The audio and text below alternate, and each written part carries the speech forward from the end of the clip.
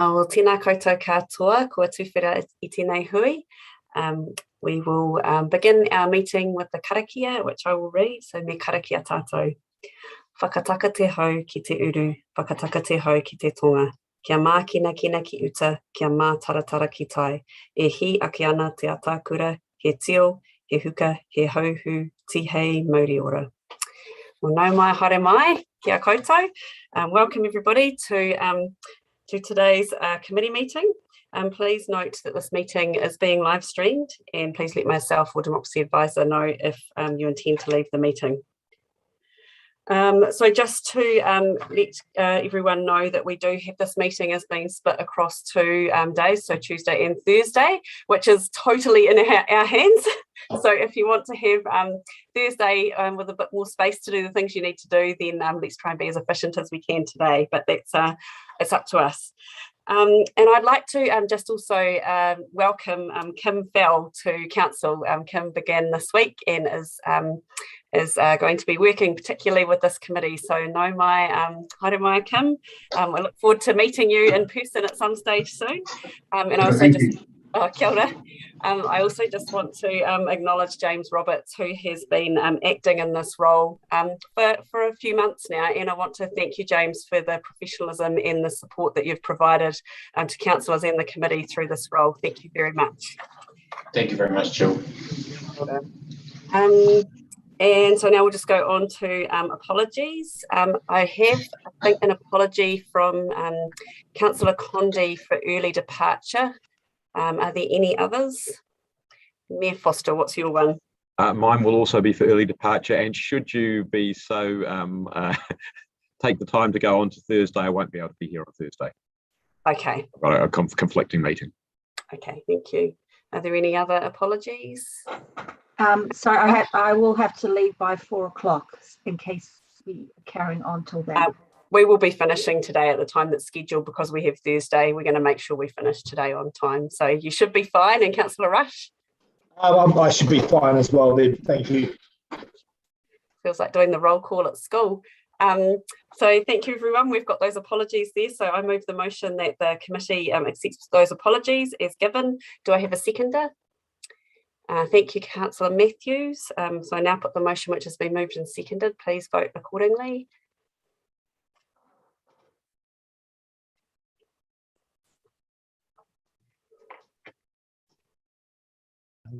That's carried unanimously. Fantastic, thank you. I call on members to declare any conflicts of interest they may have in relation to items on the agenda. Are there any? No. So now we'll go on to confirmation of minutes. I move the motion that the Pūroro Rangaranga Social, Cultural and Economic Committee approves the minutes of the committee meeting held on 7th of October 2021, having been circulated and they be taken as read and confirmed as an accurate record of that meeting. Do I have a seconder? Councillor Phone, thank you. So now please vote accordingly.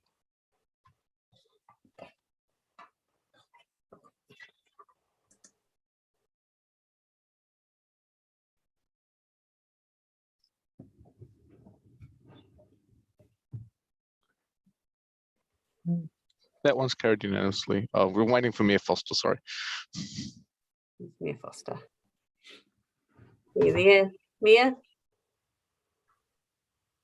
Oh, looks like possibly stepped away. Must have stepped away. Okay, well, we'll continue because that's been carried. Right, thank you. So now there's no items not on the agenda, and now we're going to move into public participation. And I just want to note that the first 3 public participants are doing oral submissions on the trading and events and public places policy and have 5 minutes each, as this was what was allowed in the oral hearings. And this is really to respond to the fact that we had some technical issues during those hearings, and we wanted to make sure that it's possible for those people to be able to participate and to share with us. So thank you very much to those people for their patience and waiting. It does feel like a wee while since that meeting happened. So we will begin with Chris Horne, who's representing the Wellington Botanical Society. Welcome, Chris, and we'll look forward to hearing your points around this policy. Over to you. Kia ora koutou katoa, ko Chris Horne. I'm speaking on behalf of the Wellington Botanical Society. Our submission is very brief. We urge Council to avoid commercialisation in any form and for any period of the town belt, of scenic reserves and recreation reserves which support Indigenous ecosystems, and we should like to add outer green belt to our list, making that 4 areas of public land. We oppose any commercialisation involving activities which could, unless those commercialisation involves activities which could benefit the environment. For example, organisations which take groups of children and or adults, for example, the City to Sea group, Walk Wellington, etc., to learn about the natural values of a site. And organisations such as Otaria Wilton's Bush Trust, Friends of Wellington Botanic Garden and others, which may raise funds for the protection of the native plant communities there.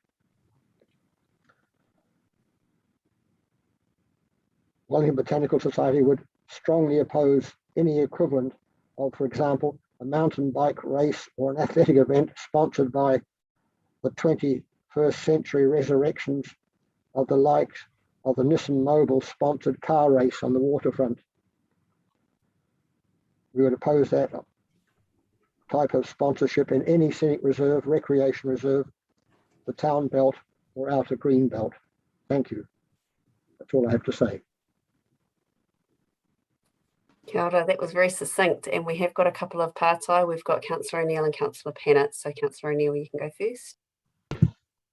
Kia ora, thank you, Chris, and the Botanical Society. My question is around more accessible walking and cycling routes through our green spaces so that we can join up more of our suburbs in terms of accessibility and reducing car dependency. Did you have a view on creating more pathways for that in our green belts and green spaces?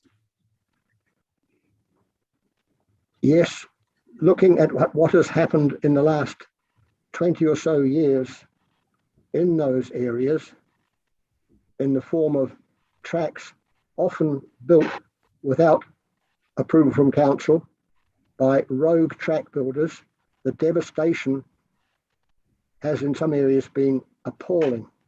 Look at Matarangi, Mount Victoria, and Centennial Reserve and Carter Reserve out on Miramar Peninsula. Illegal track building has had an appalling ecological impact in those areas. So we are very concerned about any more track building. Thank you for your question, Iona. Thank you. That was Councillor O'Neill. Now Councillor Pennant's got a question. Sorry. Thank you, Chris. And I was just recalling you leading me on a trip when I was a child too. So you've done amazing work for a long time. So we've got a proposal to go and do some more consultation on the town belt. My question is do you think the terms of reference for that consultation are broad enough? Because I definitely share your concerns. Kia ora. Well, I'd have to look at those to be sure of what you're proposing. We know that areas of the town belt, as I mentioned, have been ravaged by illegal track building, and all we can urge council to do is to close all those illegally built tracks so that Indigenous ecosystems can have a chance to be restored in time.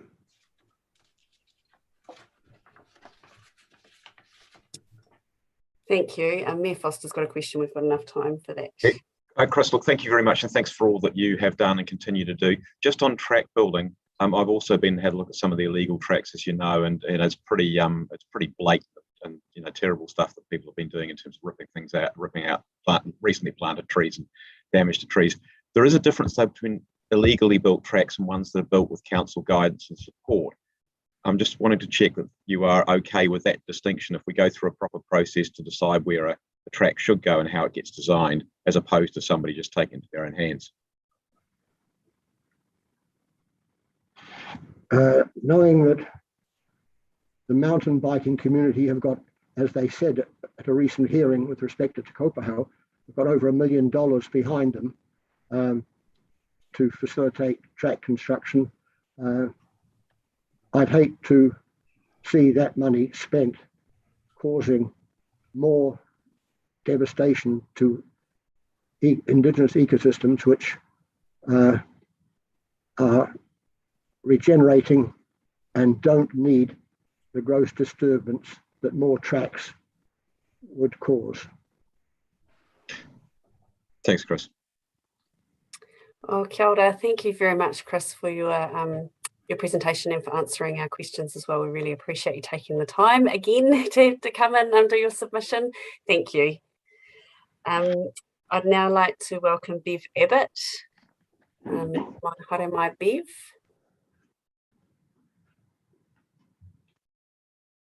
Oh, kia ora, Bev. Nice to see you. So 5 minutes and I'll hand over to you now. Good. Okay, firstly, just on a point of process, I'm regarding this session as the end of the September process, not the start of the papers that you'll be considering later today. That is correct. And I would hate you to think that I was going to tell you all the problems with the papers you're considering later today during my 5 minutes this morning. And I'm not sure if there will be an opportunity to do that. So I'm going to be focusing on, and I do thank you for setting up this session so that I could talk to you, and I had hoped it would be face to face. Now, I only found those new papers last night. I've not had time to go through them in any detail, particularly the summary of submissions, but I was surprised that very few of the points I'd made had made it into the summary. So I want to reiterate some of those now. And firstly, to stress that this is a personal submission. I'm not speaking for BOTSOC and I'm not speaking for the Otauri Wilton's Board Trust, because we only had a short discussion on it. Christine and David came to the meeting, but we focused on the implications of the policy for the trust, and I'm not covering any of that now. I have a long experience with policy and with dealing with other people's policy documents. I've also been involved with the implementation of the concessions legislation for the Department of Conservation. I've guided tour groups, including off cruise ships and school groups at Otauri for many years. So this is very familiar territory to me. Now, firstly, despite that policy experience, I had trouble understanding the point of your submission. It started off talking about reviewing footpaths and something else, and finished up with dog walkers, commercial dog walkers in Otauri Wilton's Bush. The logic that takes that through is not clear. Now, the second thing is one of your objectives is to encourage vibrancy, diversity, and amenity. Amenity I can cope with. I have looked through numerous council documents for a definition of vibrancy or for some performance measures for vibrancy. So how you know when you've achieved vibrancy and when you haven't. And I'd be delighted to hear if anybody's got one in one of their documents. It's a real missing gap. And I think it's something to do with people eating and drinking in public, because that's what most of the photos in your earlier documents focused on. The word diversity is also an issue for me. One of the joys of Wellington has been the diversity of its walking opportunities. Wide, flat paths for people who are old or those pushing a toddler in a thing, and steep tramping tracks that go up hillsides. That diversity is important. And the thought that, and council has eroded that over the years, by the number of tracks that used to be for walkers only and have gradually become dual use. Otari is now one of the few places where mountain bikes aren't allowed.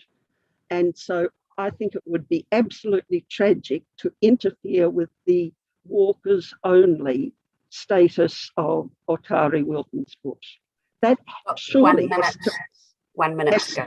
Yep, that surely has to remain some aspect of the diversity. Now, the biggest problem I had with your policy was your lack of understanding of the Reserves Act and the distinction between scenic reserves and recreation reserves. There was a little bit of selective choice of wording from those documents, but I'd love to know what a judicial review would do to you on that particular point. You really must come to grips with the understandings of the different purposes of those designations. The other area of concern is low impact. You've not talked about low impact on who? I think you've been thinking about low impact perhaps on the trees or on the birds or that, but the important low impact is for other visitors, the ones who come there not wanting to meet a group of commercial dog walkers, not wanting to meet mountain bikes. Otari's planning to expand its school problem. We can have groups where we've got up to 90 school children a day there, and the thought of them having to get past a group of somebody walking what was originally looked like a limit of 6, but I suspect is now unspecified, dogs in a pack is just not on. And the first time one kid gets bitten, you're going to be in awful strife. And I can't see how you can schedule things so that you don't ever have commercial dog walkers and teachers and school kids there on the same day. Thank you, Bev. We've come to the end of the 5 minutes. So we'll finish up there. Unfortunately, that means we don't have time for any questions, but we really appreciate you taking the time to come in again and submit to us on this. And yes, we are taking this as a submission to the initial consultation, not to the next phase. So you'll get an opportunity to respond to that in time. Yeah, but your consultation document does not present the issue fairly to the people of Wellington. It's just a reiteration of some of what's in the papers you're considering later today. And I would urge you not to approve the policy. Well, thank you very much, Bev, for sharing your perspective with us. As I say, we appreciate you taking the time. Have a great day. So now I'd like to welcome Philip Craig. No mai haere mai, Philip. Good to see you there. So you've got 5 minutes, and if there is any time within that 5 minutes, there may be some questions for councillors, and I'll give you a little indication when we've only got a minute to go. So over to you. Thank you for giving us this time. Both my wife and I, we're loose leash dog walking. Both my wife and I follow the rules.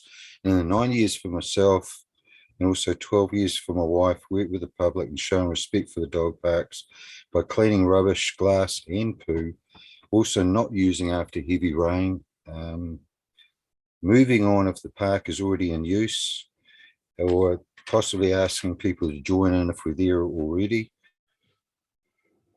Well, under control, well socialised. They all have a lot of fun together when other dogs are joining in. While walking, we move to the left to allow public and other dogs to pass.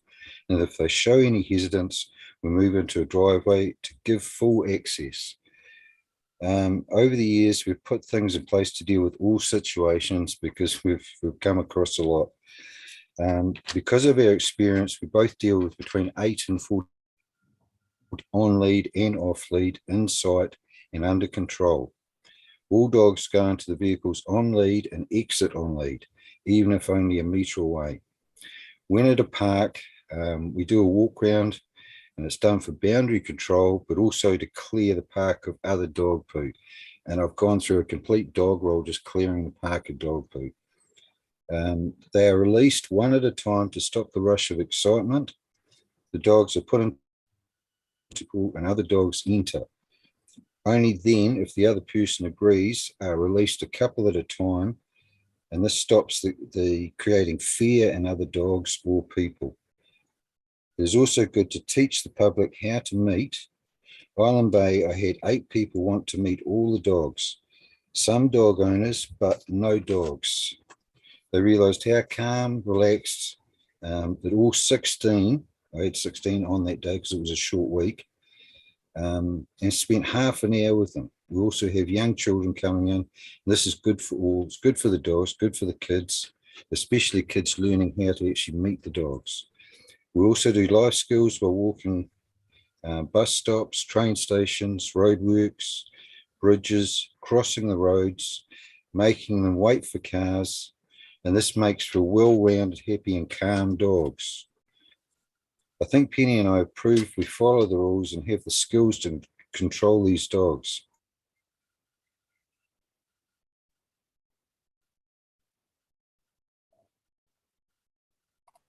Oh, it appears that Philip has dropped out of the meeting.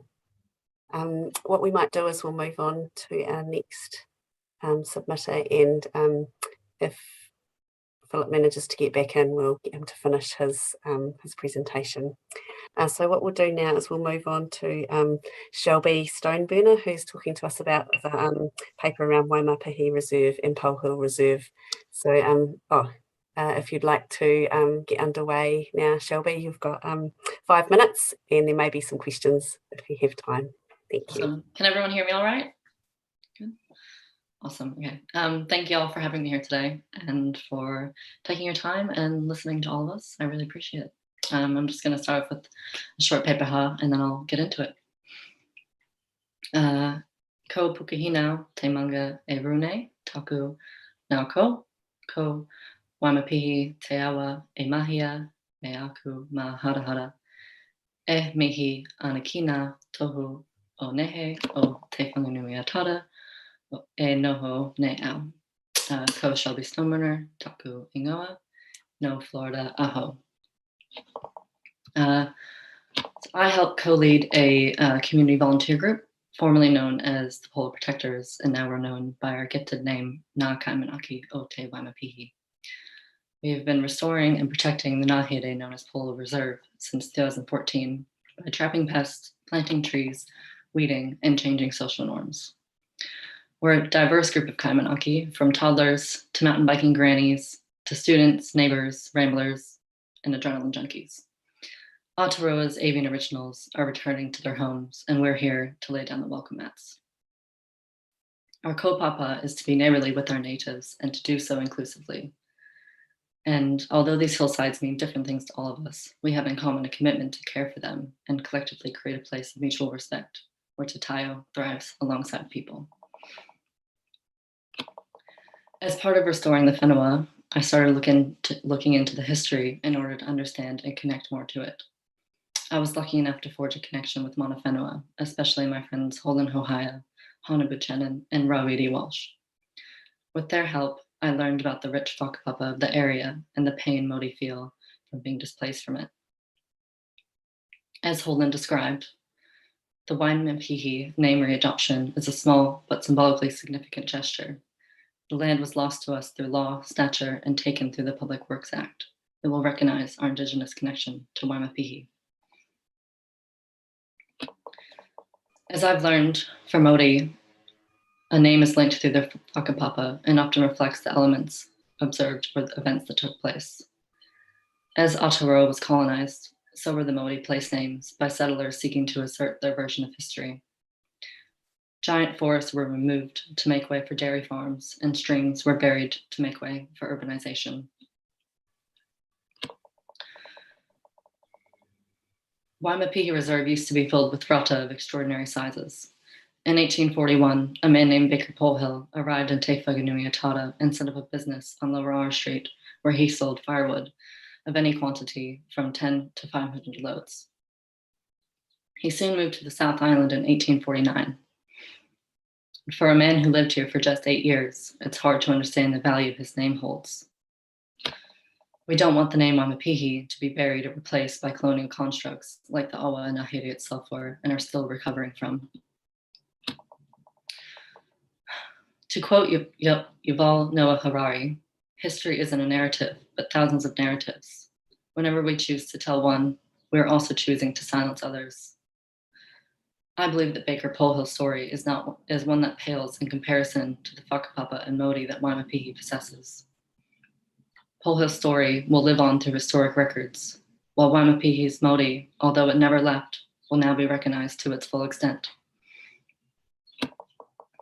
I really hope that this name extension is successful and that it can encourage others across the region to connect and build meaningful relationships with Mana Whenua, as well as incorporate Te Reo Māori into their daily lives. I want Waimapihi to be recognized not only as a small piece of the reserve and stream, but for what it fully encompasses. Waimapihi is the rich whakapapa, the large catchment of awa that are the veins of our city, the regenerating Ngāhere, and the returning Tonga. That's it. Any questions? Councillors, are there any pātai? Any questions? Looks like you've been really clear, Shelby. Thank you very much for sharing that with us. Really, really precious, precious work you've done there. Thank you. Kia ora. Now I'd like to welcome John Wolf. No, my haere mai, John. So you're going to speak to us as well on the reserve name, and you also have 10 minutes, and there may be some questions if there's some time left. Kia ora, over to you. Right. Good morning, councillors. Can you hear me okay?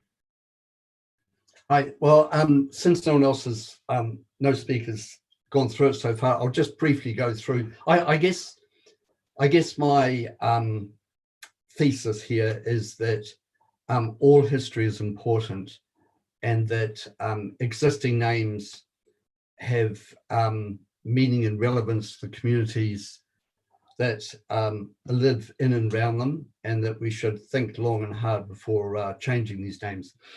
Anyway, as the previous speaker said, Baker Polhill came to this area in the 1840s, and he even though he didn't own the land, and I guess, don't know why, anyway, he harvested firewood, but also specialty pieces of woods like knees and spars for ships.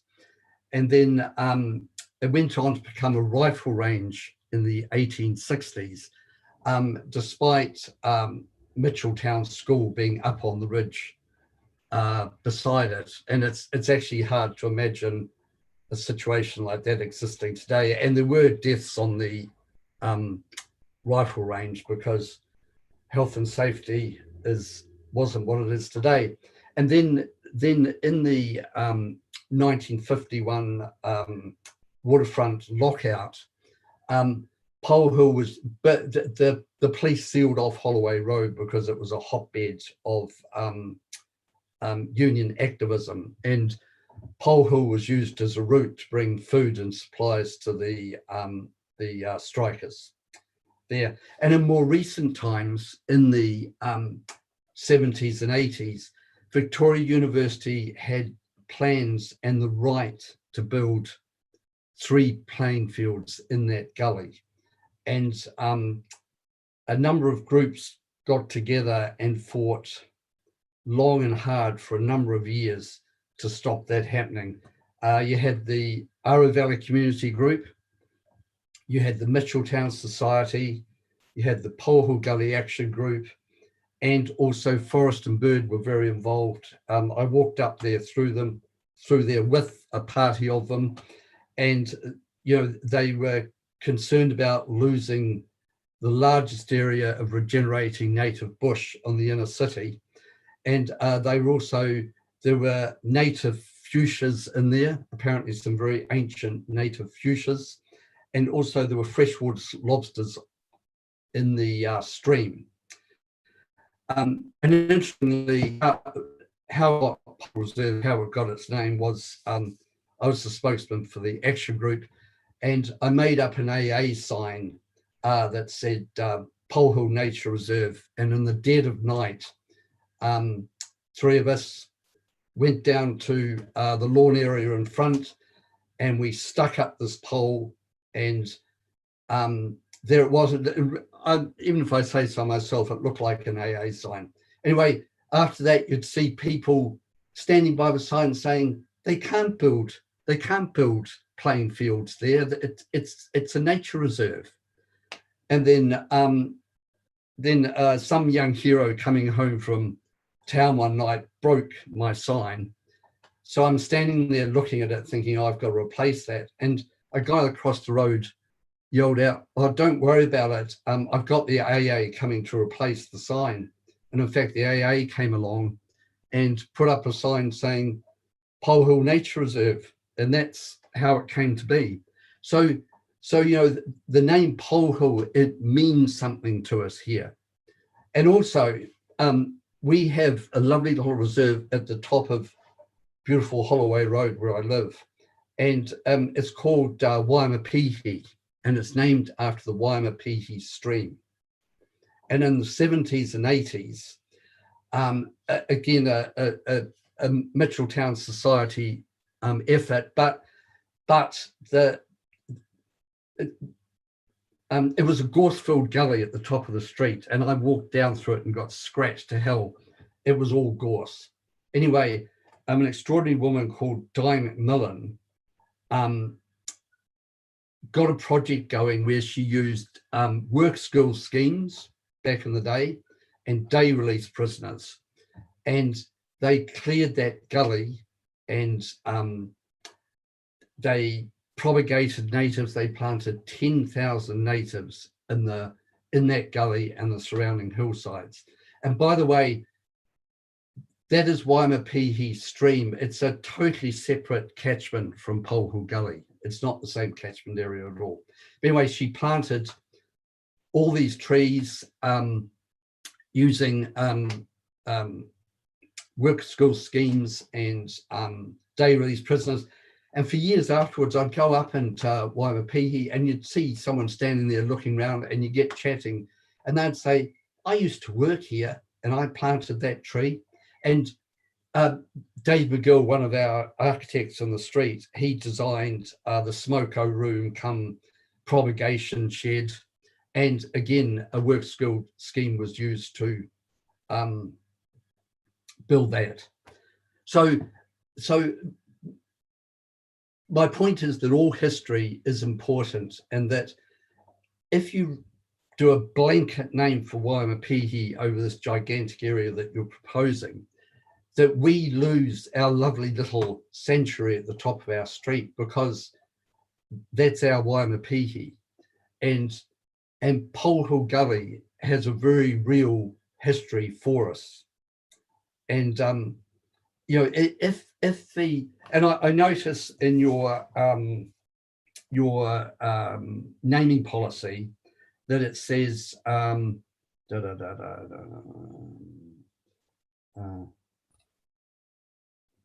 all right, it says the council will not generally consider renaming open spaces, with the exception of introducing dual names following engagement with mana whenua. So I would just remind you of that point. Is there any questions? Anyone got any questions? There is one patai from Councillor Young. Councillor, you're sorry. Now you're on. Juggling the buttons. So, John, thank you for coming in today. So, what do you think of the idea? One of your, not close neighbours, but one of your neighbours has emailed us asking us to have, you know, do as we have, for example, with Soames Island, have the two names together, Waimapihi and Polhill, so that we retain, you know, both cultures' history. What do you think of that idea? Yes, that would be perfectly acceptable. Okay. My concern is that I don't want the names to disappear completely, and also our little sanctuary of Waimapihi at the top would be Waimapihi, which is important to retain for us. Okay, now as a councillor, I can't congratulate you on your guerrilla action over your signs, but no, brilliant. It was fun. Thank you. Councillor Pennant, he's a partai. Kia ora, John, thank you very much, and also for the amazing work, of course, that you've done over the years to preserve this land. Look, I'm just wondering, though, you heard the public submitter about the pain of Māori having their history erased, and just really how, and this is a genuine question, just how you as a community think about that when people say, look, we do want our history recognised, and that doesn't, of course, in any way denigrate the wonderful work that you've done yourself. Kia ora. Well, I suppose I would say again what I say at the beginning, that all history is important. So therefore, a dual naming policy, I would feel, acknowledges both those histories.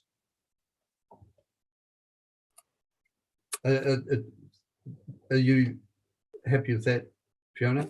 What do you think? Well, just the other thing, and you felt that Mr. Polhill's contribution was worthy of a name too. I guess I'm not talking about the recent history, but at the time. Yeah. Well, I think, today we're kind of engaged a lot in what I call presentism, which is judging the past by the values and mores of the present. And we have no idea of the situation that Baker Polhill came into New Zealand. I mean, the whole area was covered in tall podocarp forest. I don't think we can judge. And also, he was an immigrant who was making a living. And I don't know what other forestry work was going on in these areas. All right, well, kia ora, John, we've run out of time now. Thank you for taking the time to come and share your perspective with us. I hope you have a good day. Thank you. And how do I learn the result of the vote here today? You can watch, I imagine there'll be some media release. You'll be able to see. You can go on the council website onto this committee page, and there will be the minutes will be published there generally sort of by tomorrow-ish. So you can have a look at there. Thank you all for your time. Bye. Kia ora. Nau mai, haere mai Hannah Buchanan Rawa ko Korua ko Sam Kāwai, who are here representing Te Aropa and Te Aropa Trust. Welcome to you both. Really pleased that you could come and join us today to talk to us about the proposal for Waimapahi Reserve. So I'll hand over to you. I'm not sure how you're working out your time, but you've got 10 minutes and there could likely be some partai if there's some time left. So over to you. Oh, kia ora rā. Sam, tēnā pia ka tīmata au ki te tii karanga atu, a ka oki ki a koe. Ko te aro tēnei mihi atu nā, ko te rere o te Waimapahi e piata tara. Ko ngā ingoa nā kui mana koro mā kia hoki mai ki te wenua nei. Yeah. Sam, over to you, and then we'll come back to me. Hi, thank you. Kia ora koutou katoa, councillors, chair. Thank you, Hannah, for that lead-in. Thank you, Shelby, for your presentation, and also John for yours. I'm a member of a trustee for the Te Aropa Trust, and I'm here to speak in support of this extension, if you like, of the Waimapahi Reserve. And it's my understanding, although what John has said is different to what I previously understood, is that the Polhill Gully area is part of the catchment of the Te Waimapahi stream, which, I also understand gets undergrounded and becomes one of those disappearing streams for a large part of its journey. But nevertheless, we are here to speak in support of that, primarily because of the connection with the catchment and the name. As you'll be aware, last week I presented the whip in Te Mahere Wai. Recommendation 5 of the whip talks about taking opportunities to bring those names to life and tell those stories. I believe that the extension of this reserve name opens that opportunity and breathes more life into Waimapihi. I'm personally not opposed to recognising other history, because I actually agree that all history has value, whether you stay with the joint naming or whether the Polhill name is kept by virtue of the names of the tracks. Within that, these are decisions for you, but primarily here to speak in support of that name change. Kia ora, that's me.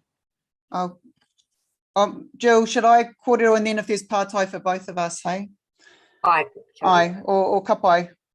Me tika kama I ke a koe Ngāti Tū Aritoa, nau anō I arahi I te ui nei.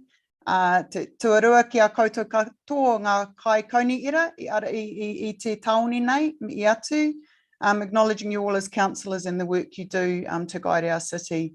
I also, like Sam, tautoko the kōrero of Shelby Stoneburner, and we really mihi to ngā kaimanaki o te Waimapihi and the partnership that's being forged. In this moment, we're talking about in the Waimapihi Reserve, but it's not the only place in the city where these are happening. These things are happening.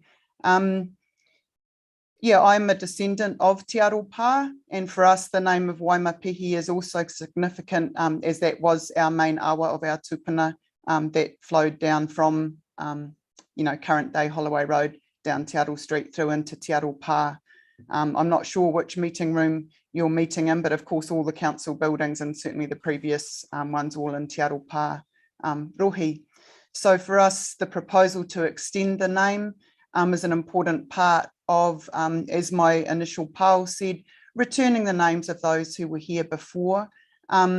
I tautoko what Sam said. We're here to support the proposal as it stands. The kōrero around the bilingual naming, I mean, Polhill is everywhere. We're talking about the name of the reserve itself, and we tautoko that being called the Waimapihi Reserve. In any case, Polhill doesn't go away. I myself am a holder of Maori land on behalf of my whānau, and the irony, you may or may not be aware, when Te Aro Pā was overcome by the city, the land at Polhill Gully was part of that exchange. So I am a holder of Polhill Gully block number. So no one needs to worry that Polhill's not there. We're reminded all the time. And of course, names of tracks and things. So yeah, just a strong tautoko to the proposal, the submission that's been put in Holden Hohaia from the Te Aro Pā Trust, but we're speaking in one voice, and also have the support of the other mana whenua entities in the region as well. As Sam said, this is sort of consistent with work happening in the water space to return and extend ingoa Māori as possible, and it's also consistent with broader council aspirations to, bring Te Wanganui Atara into our future that's awaiting in a more bilingual way. So we also tautoko in a general sense the return. It's not a change of a name, it's the return and extension of the name. Nō reira, ai. Kia ora kōrua. Are there any pātai councillors? Mayor Foster. Tēnā kōrua, Hannah and Sam. Look, two quick questions. The first one of them, if you were living in Te Aro Pā, and you were doing your pepeha, would Waimapihi be the awa you would reference? Yeah, probably too. Te Waimapihi te awa ko te Wanganui Atara te moana. Yeah, I figured that might be the case. Okay, look, thank you for that. And just in terms, and Sam, you mentioned you're okay with a dual naming. I'm pretty relaxed either way, but or a single naming. What's your thinking there? Well, I realise it's council policy, and I didn't want to push hard against that.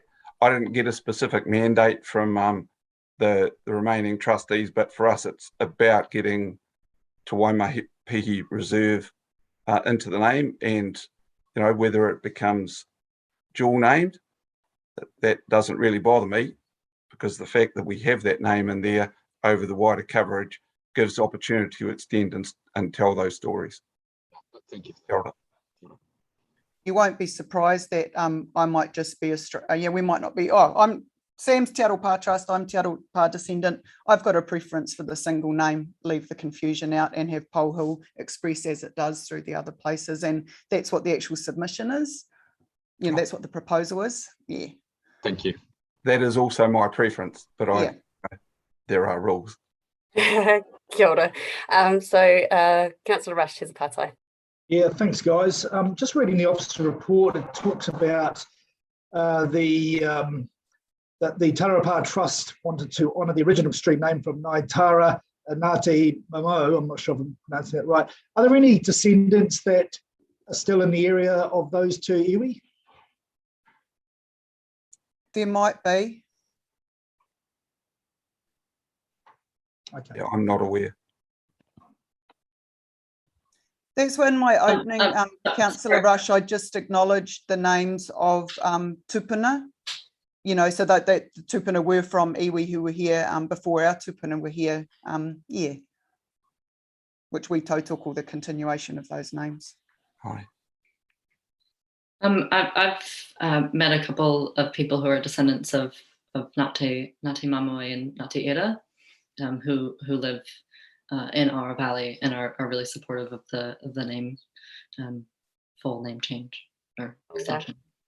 Kia ora. Well, it looks like that's all the pātai. So ngā mihi mai o hā ki a koroa I te kōrero, whakahirahira. Thank you very much both for taking the time to come and share your kōrero with us. Some of the questions really do highlight that we've still got a bit to learn about our history, and I think I really appreciate you taking the time to come and share with us. And yeah, you're welcome to watch online and see how we go. Probably we'll be able to get onto this before lunchtime, I think. So, tēnā koroa. Kia ora. Thank you, Councillor. Thank you. So what we're going to do now is I'm just going to move through some of the kind of other housekeeping of the meeting. Councillor Day. Yes. Sorry, just before we go on, Philip has managed to rejoin the meeting. Oh, yes, it was interrupted, sure. so perhaps we could just go back to him. Thank you so much for drawing that to my attention. So Philip, good that you've managed to make it back to us. So I guess probably you were about halfway through your time. So if you have about 2.5 minutes left to share your submission, and then you will go from there. Thanks. Okay. Sorry, I don't know exactly where it would have been in my submission, but I'll try and take it up partway through. Yeah, we deal with a lot of dogs that have social issues. We also deal with dogs that owners have actually talked of putting down, and that's how bad they are. I had one that he was 2 days off being put down. We work with these guys, we get them sorted, and what normally brings them back is the rules, boundaries, consequences. We also teach them respect for people, respect for other dogs as well.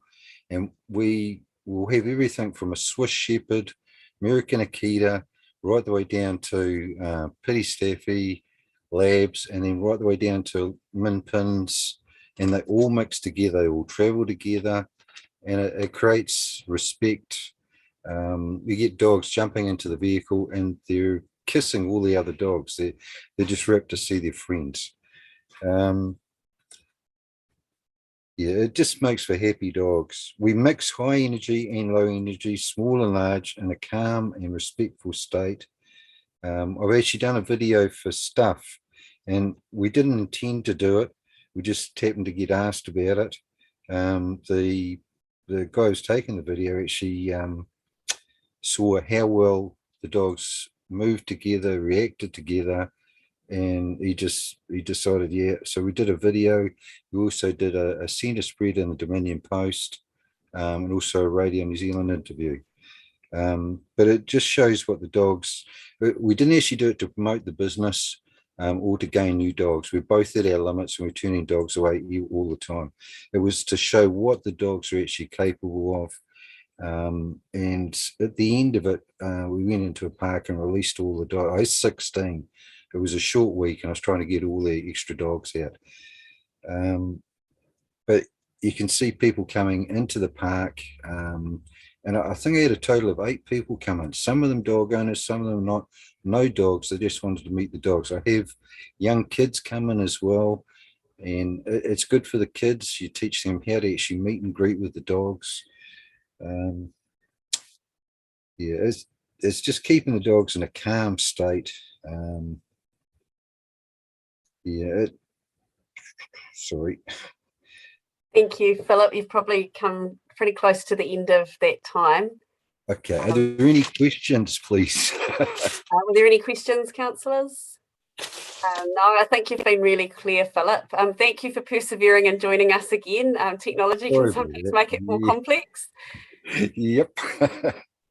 Well, thank you very much, and I hope you have a good day. Good on you. Thank you. Kia ora.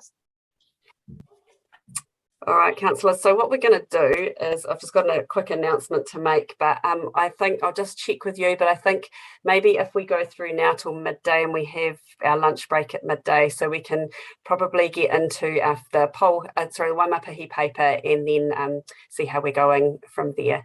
So I'll just quickly, we need to reorder the agenda items, and also I just need to, oh, looks like we've got a room on, not on mute. Yes, so I just need to speak on item 2.1, which was the outcome of City Housing Tenancy Services Review. So just to announce that this paper has been withdrawn. And I'd like to begin by just acknowledging the work that has gone into the report, and to thank David and Mary, who have worked on that, done the interviews and put the recommendations forward. I'd also like to really acknowledge the staff, Angelique and the team, for the amazing compassionate mahi that you do. We really appreciate that and the way that you've responded to this report.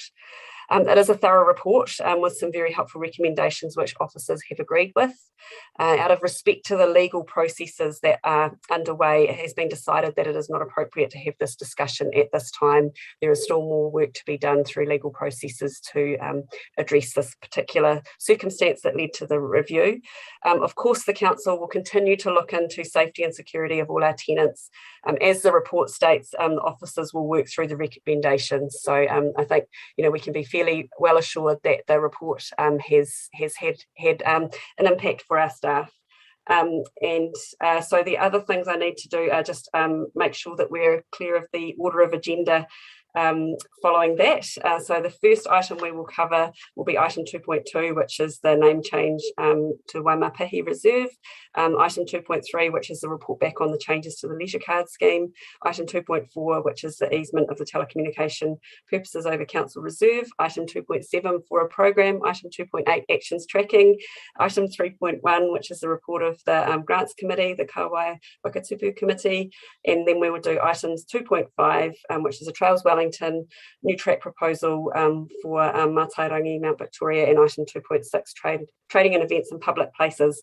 We thought we probably would be able to get through to item 3.1, and that we may have to do the Trails Wellington and the trading events in public places policy on Thursday. But given that we've removed this other paper, we may get further on. It's just a bit hard to tell. It depends on us and how many questions we ask and how long we talk for. But that is the order that we're going to work through today. And so now we're going to move on to item 2.2, which is the name change proposal for Polhill Reserves. And so no mai haere mai Ella Hardy and Beck Ramsey, ki te hora I te kōrero. So I welcome Ella Hardy and Beck Ramsey to introduce the report.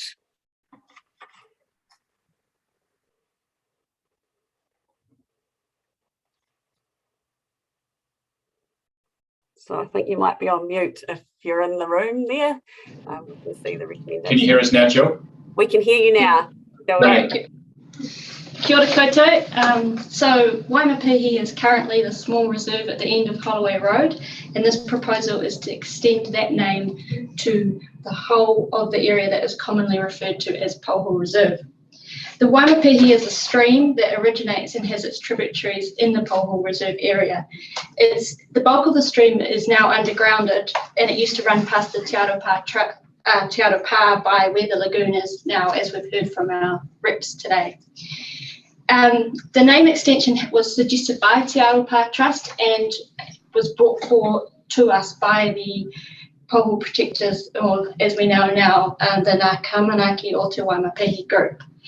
They brought it forward and we assessed it against the naming criteria and felt that it was consistent, and then we have now consulted on the proposal in September, and we received 122 submissions with roughly 90 submissions in support of the proposal, and 16% were opposed. So sorry, 76% of the proposals were in support of the proposal. Yep. Kia ora. He pātai me utui mua I tau patu. So are there any questions before we move into debate, councillors? Councillor Rush. Yeah, I mean, I raised this last night with some of the ELT, so sorry if I'm putting you on the spot. But it's not a new question. One of the submitters raised it. I mean, the naming policy, and I raised this in the context of the Newlands Park one as well, says the following: the council will not generally consider renaming open spaces, with the exception of introducing dual names following engagement with Mana Whenua. So how is this consistent with that policy? So we're free to say it's consistent with the naming policy criteria that we've assessed it against. In terms of that statement, it says generally, which gives a bit of judgment in what it is. What this was a proposal that came from a community group and from the Te Arapa Trust, and that's what we assessed and took and engaged. So what does the language talking about exceptions and dual names add to that? If the word generally pretty much makes it a very broad discretion. I think what it does is it says that ideally you wouldn't. So generally we won't have dual name. We won't have rename things, and we'll look to dual names. I guess the difference with this one was that we were given a proposal from a community group with fairly widespread support for a proposal, and that's what we've assessed. In the office's recommendations, that's the proposal that is recommended. However, there are, I think there were 3, maybe 4 options listed in the committee paper. So yeah, those remain options. Okay, thanks. Kia ora, we've got a pātai from Councillor Young. So thank you. So I'm just concerned because, you know, a number of us have heard from some Holloway Road residents who of course live right by the area, and I've heard from a couple more. And I'm just concerned, like, I think it's really good that we remember the Maori history of the area, but I think we also need to remember that we have other histories as well. And I think, I mean, I'm just surprised that we haven't been given options in the recommendations, you know, like on the option 2, which I know one person has written to us saying, could we have it? And I think it's what John Wolfe wanted, which is where you have the Waimapihi Reserve, and then you have the Waimapihi Reserve Polhill Gully. Because, you know, the dual names works pretty well for a number of things where, you know, everyone's getting used to it. And it's a great way of, you know, easing, and so that we do have a balanced representation of our history. I just think it would be a shame to do this, because it just seems to me that it's just all or nothing. And I think that's a real pity from the point of view of the kind of texture and colour of Point of order, Chair. This isn't a question, it's a speech. Oh, sorry, well, I have asked why, and I'm just explaining why. Maybe just finish with the why. I think there are options in the report. The officer's recommendations accept that there are other ways that you can ensure that those histories aren't lost. So there is a proposal to make sure that we update some interpretation signage that's there. There does, if the name proposal goes ahead, we will need to change a lot of the signs around the reserve. There's also a Polhill, there's tracks within the reserve that could retain that particular name. So really it's the naming of the whole area as Waimapihi that is commonly referred to as Polhill. And then we can remember the name and remember those histories in other ways. Okay, thank you. Thank you. We've got a pātai from Mayor Foster. Look, two questions. First one of them is the reserve name is at the moment is gazetted. Is it not? Just to clarify. It's actually part of the town belt, so it's technically not gazetted. It's the technical legal name is the town belt. So it's a historic gazetted name. So is the name Polhill in any way a legal name? I think so. It's not a legal name because it's the town belt. Yeah. Okay, that's useful to know. It would probably be quite useful for future reference to actually get an understanding of where we have got legal names and where we haven't got legal names across the board of our reserve network. But just the other one is, I just wanted to explore a little bit more Councillor Rush's question, which was, I'm guessing that most name change proposals will come from, they won't come, they might occasionally come from an individual, but they'll generally come from have some level of community support behind them. I was really kind of looking more to try and understand whether there was some reason that in this case you'd say, look, this is a compelling case, as opposed to some other case you might say was less compelling for, single name renaming as opposed to dual naming. And I can see why you might argue that, but I was kind of looking for that argument rather than just simply saying it came from a community group. And I think that's where understanding the nature of the way that the area is named at the moment. So the idea that actually there are 4 legal parcels of land there, each with different names, some of which are completely meaningless and some hold a greater level of meaning for different people. So already there's there's the idea that the whole thing's called Polhill when actually it's not. There's only one small parcel of it that is. So why, rather than referring to the whole thing as Polhill, would you not refer to the whole thing as Waimapehi and then remember the particular person associated with Polhill in other ways, particularly where there's sort of the streams and the cultural reference to the site and the policy gives that direction to consider those things when we're thinking about naming of reserves. So the reason, I'll just finish off here, so the reason you would say a complete renaming as opposed to a renaming dual name is because there's a multiplicity of names which currently apply to the whole area. Yeah, it's not as if anyone at any particular point said, let's name this entire area Polhill. Okay, so it's just become sort of common use as opposed to anything specific. Absolutely, yeah. Yeah, so it's less like the renaming of one particular park. We're not renaming Kilburnie Park something else. It's a collection of reserves, a large area that over time has become named Polhill when actually it's never really been formally named Polhill. Thank you. Yep. Through you, just for the Mayor, there's a number of principles inside that policy that are a little bit competing here as well. And so one of the principles obviously is to keep a name simple and not be overcomplicated. And so these sort of number of different things that we're trying to achieve through the policy are probably coming to a point in which is why we're providing you with options here. There's also, if you look in the purpose of the policy, there's a number of different objectives that we've got, which I think these options that we're providing you are giving you the ability to focus on what's important for you and the decision you're about to make. So the section that was referred to before, I don't think is the only section of the policy that you want to focus on here, if that provides some sort of more certainty around the dual name for you.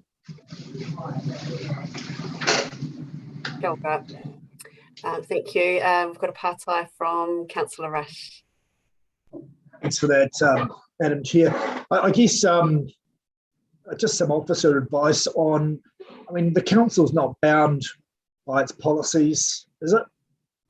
We can have you utilise the discretion to move away from time to time, is that correct?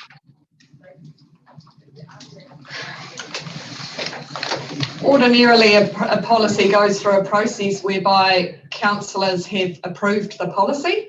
So one would assume that you then do what the policy says, but it's not to say that you can't make a decision on the day that you see fit.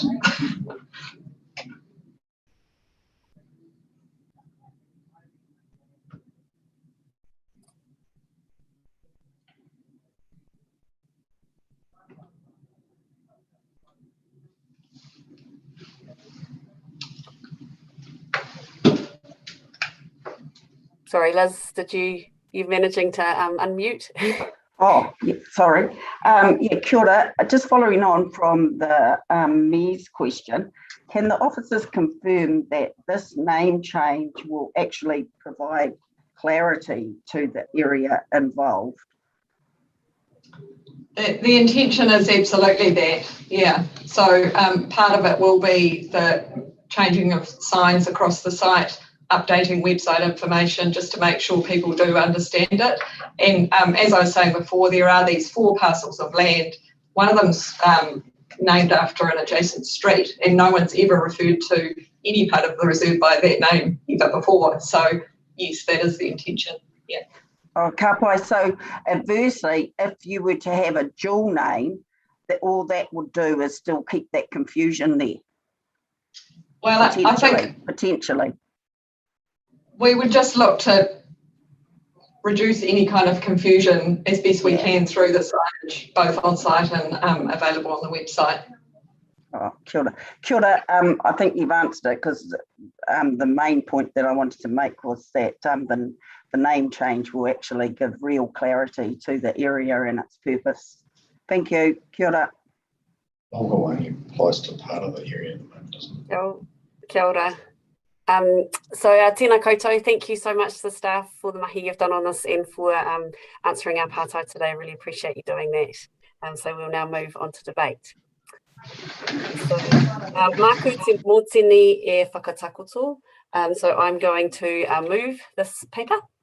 And it's a real honour to move this paper. When we created Te Tuihu, the Te Reo Māori policy, it was this exact sort of thing that we wanted to see happening in our city, where we're uplifting and honouring Te Tiriti o Waitangi, Te Reo Māori, and the lives of the people who were here before us, who really, as we've heard and seen today, people don't know enough about. So I want to begin by thanking and acknowledging Te Aropa Trust and the Te Aropa descendants. And it was great to have Hannah and Sam here with us today, sharing a little bit of the history that we just don't know much about, and sort of understanding a context, which is so important in this city. And I really want to also acknowledge ngā kaimanaki o Te Waimapihi. I want to thank this rōpū for taking the time to ask the questions and being open to hearing a really different perspective and some challenging conversations. It's a journey, and they mentioned that in their submission, that it's been a journey of learning, and I think it's really exciting that we're having residents in our city going on these journeys. I know that there are other people doing it around the city with regards to other places and other names, and I encourage people to keep doing that.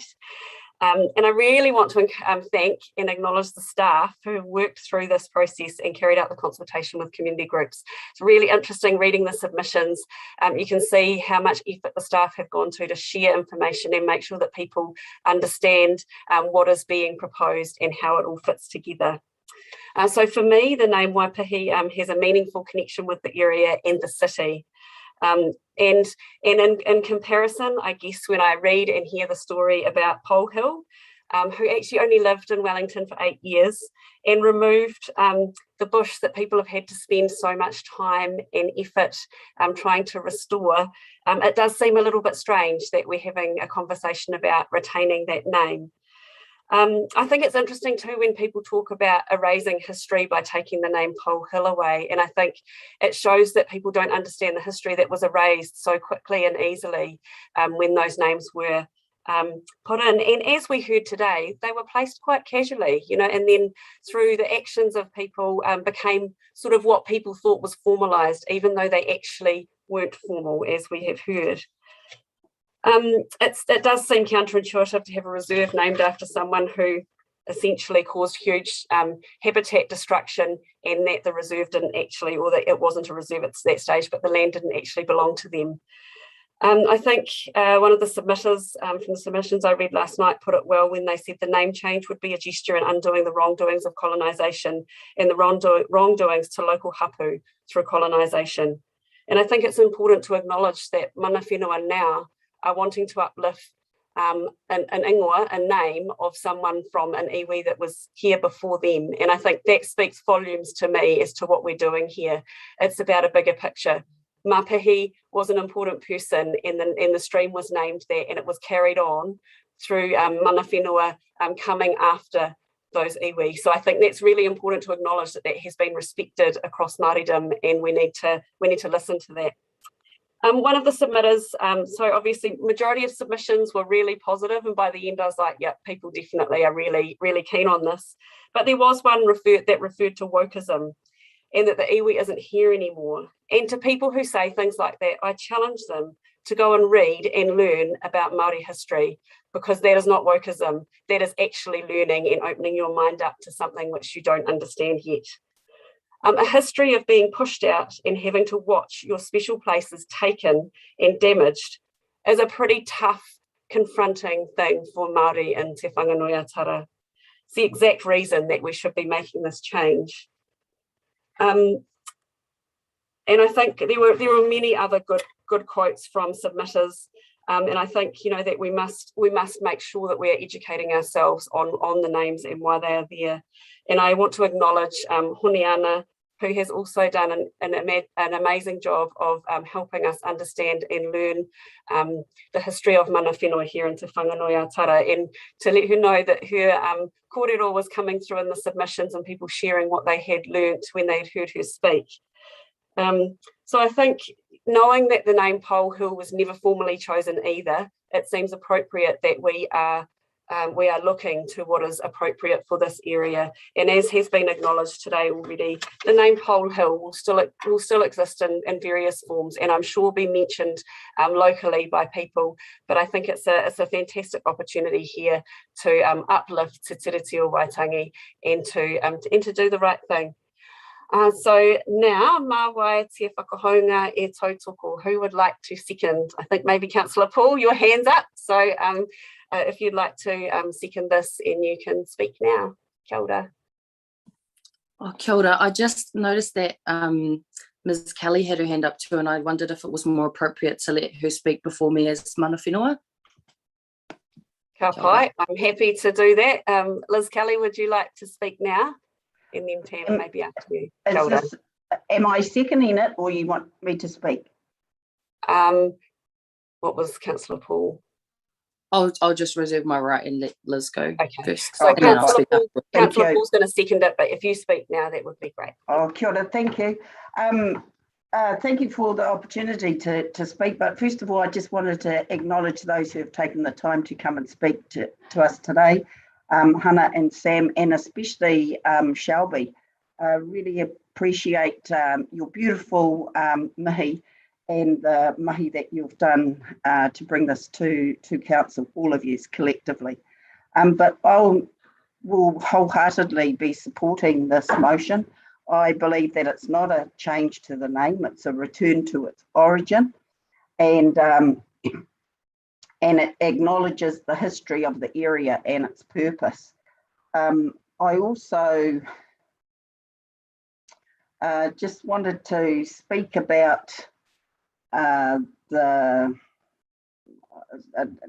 of the chat that's been happening about having a dual name, and I just wanted councillors to ponder and to think of some significant changes that we know has happened in our country, and specifically I'm talking about Mount Egmont is what I grew up as a child knowing.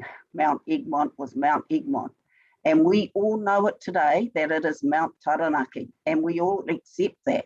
There's no need for it to be a dual name. We all accept that that's what the name is, that it's Mount Taranaki, and that's a significant name change and in our country. But also recently in Pūroro, one of the highest peaks in Pūroro is Colonial Knob, and that always was really quite offensive to us, because that area for mana whenua, its heritage and the significance of that peak it was important to mana whenua.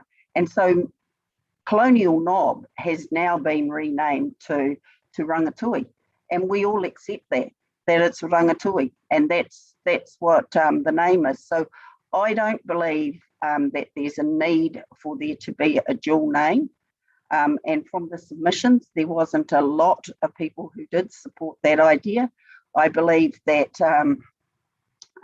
people will still remember what it used to be, just like how I remember growing up that Taranaki was Egmont, but quite happily refer to it as Taranaki, and quite happily refer to Rangatui now. So I just wanted to say thank you to all of those who have made this possible, to Karapa and his team as well. And I just am really grateful that this is here and will be supporting it wholeheartedly, the officer's recommendation. Kia ora. Kia ora. So Councillor Paul, over to you. Kia ora for that kōrero e nā tuatahinga mihi ki aku rangatira no Te Atiawa me Taranaki whānui hoki.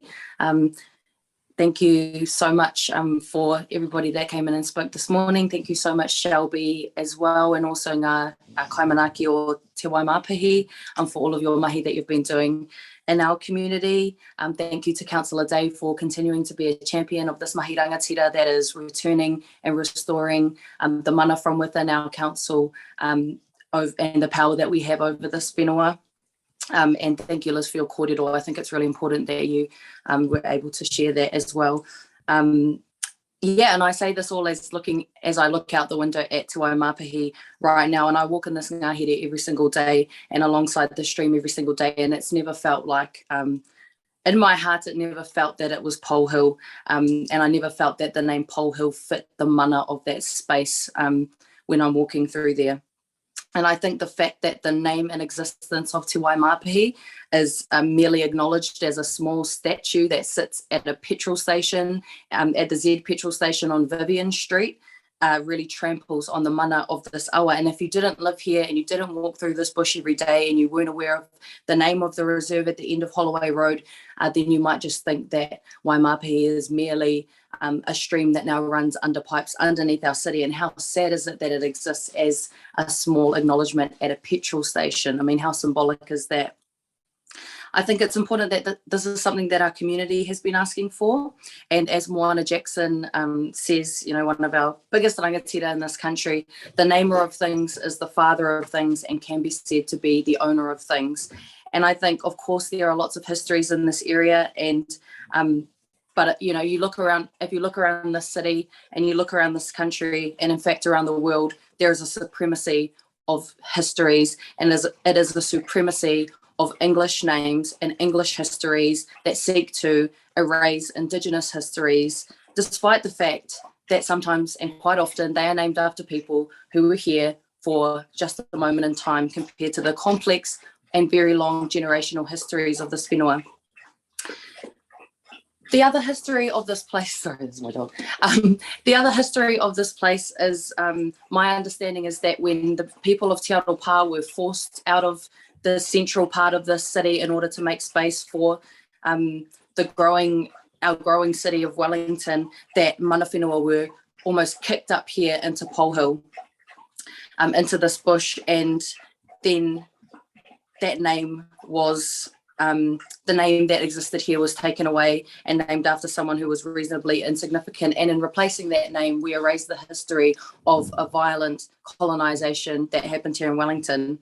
So I guess the last thing I'll say is whakahoke ngā ingoa tūturu, return the ancestral names of this whenua, remember the histories of this whenua and the injustice and the violence that has taken place on this whenua to dispossess people who are not granted the same rights as their Pākehā counterparts. And in remembering that history, it is not to shame people, but it is to remember that we can move forward and be better than our ancestors were, and that we can move on together in a way that acknowledges our history and moves forward. So kia ora, everybody, and looking forward to the debate. Kia ora, kia koe. Councillor Pennant.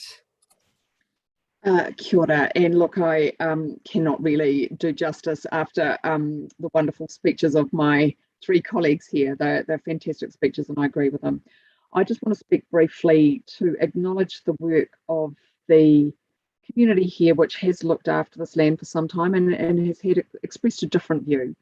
But I just want to assure them that in changing this name, and I'm going to support the substantive, that we are not erasing any history of European and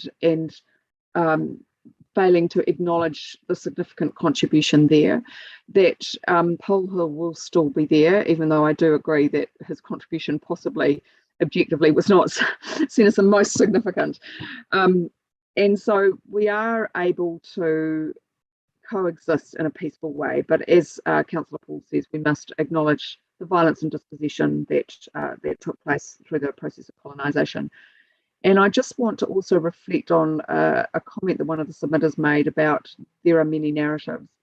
Yes, there are, but there is also such a thing as objectivity, and that's what I would just like to make a plea to some of my colleagues who might be voting against this, is that we do need to think about what is the correct version of our history. Our history has so many terrible things that have happened in it, and to give back the name is a way of giving acknowledgement to the fact that wrong was done, and that and of the significant ownership rights contribution that mana whenua have made to this land. So I think we just this is an objective decision as well, that this is part of meeting our te tiriti obligations, and also just putting right what was very, very wrong in the past. Kia ora. Kia ora, Councillor Young. Councillor Young is struggling with two screens and a roving arrow. So look, I do think this is really a distraction from all the major issues that are facing our city. And, you know, if only we could get some of the big stuff done. However, you know, I love the dual names. I think it's fantastic. You know, I have no problems with them at all. And I do think it's a real shame to wipe out some of the quirky stories from our city's early European settlement. And as I've told you before, my family's been here since 1847. I know the history of the city pretty well. Yes, there were some terrible things done by both sides, and for a lot longer than just when the Europeans were here. So let's not be too sort of pious about all that. A lot of place names were given informally, and you know, indeed, you know, it's just like informally. English is one of our major languages, but it's never been made official. It's informally. But I am reassured by the comments of the officers about the fact that Polhill will be still used in the narrative around the reserves, and you know, I think, you know, you've got to, I'm a pragmatist, and I know when to hang out, when to fight something, when not to fight something. You know, I think I'm happy that the reserve will have, the name will be remembered in areas. And of course, it will continue to be used by people, just as people still refer to Pigeon Park and they refer to Parrott's Corner and Stuart Dawson's Corner, even though Stuart Dawson's is no longer on the corner, it's just along the road. So I will support this, but I'd say just please, can we focus on the big issues of Wellington rather than place names, because the city has some real problems, and I don't think people want us to spend all our time changing names.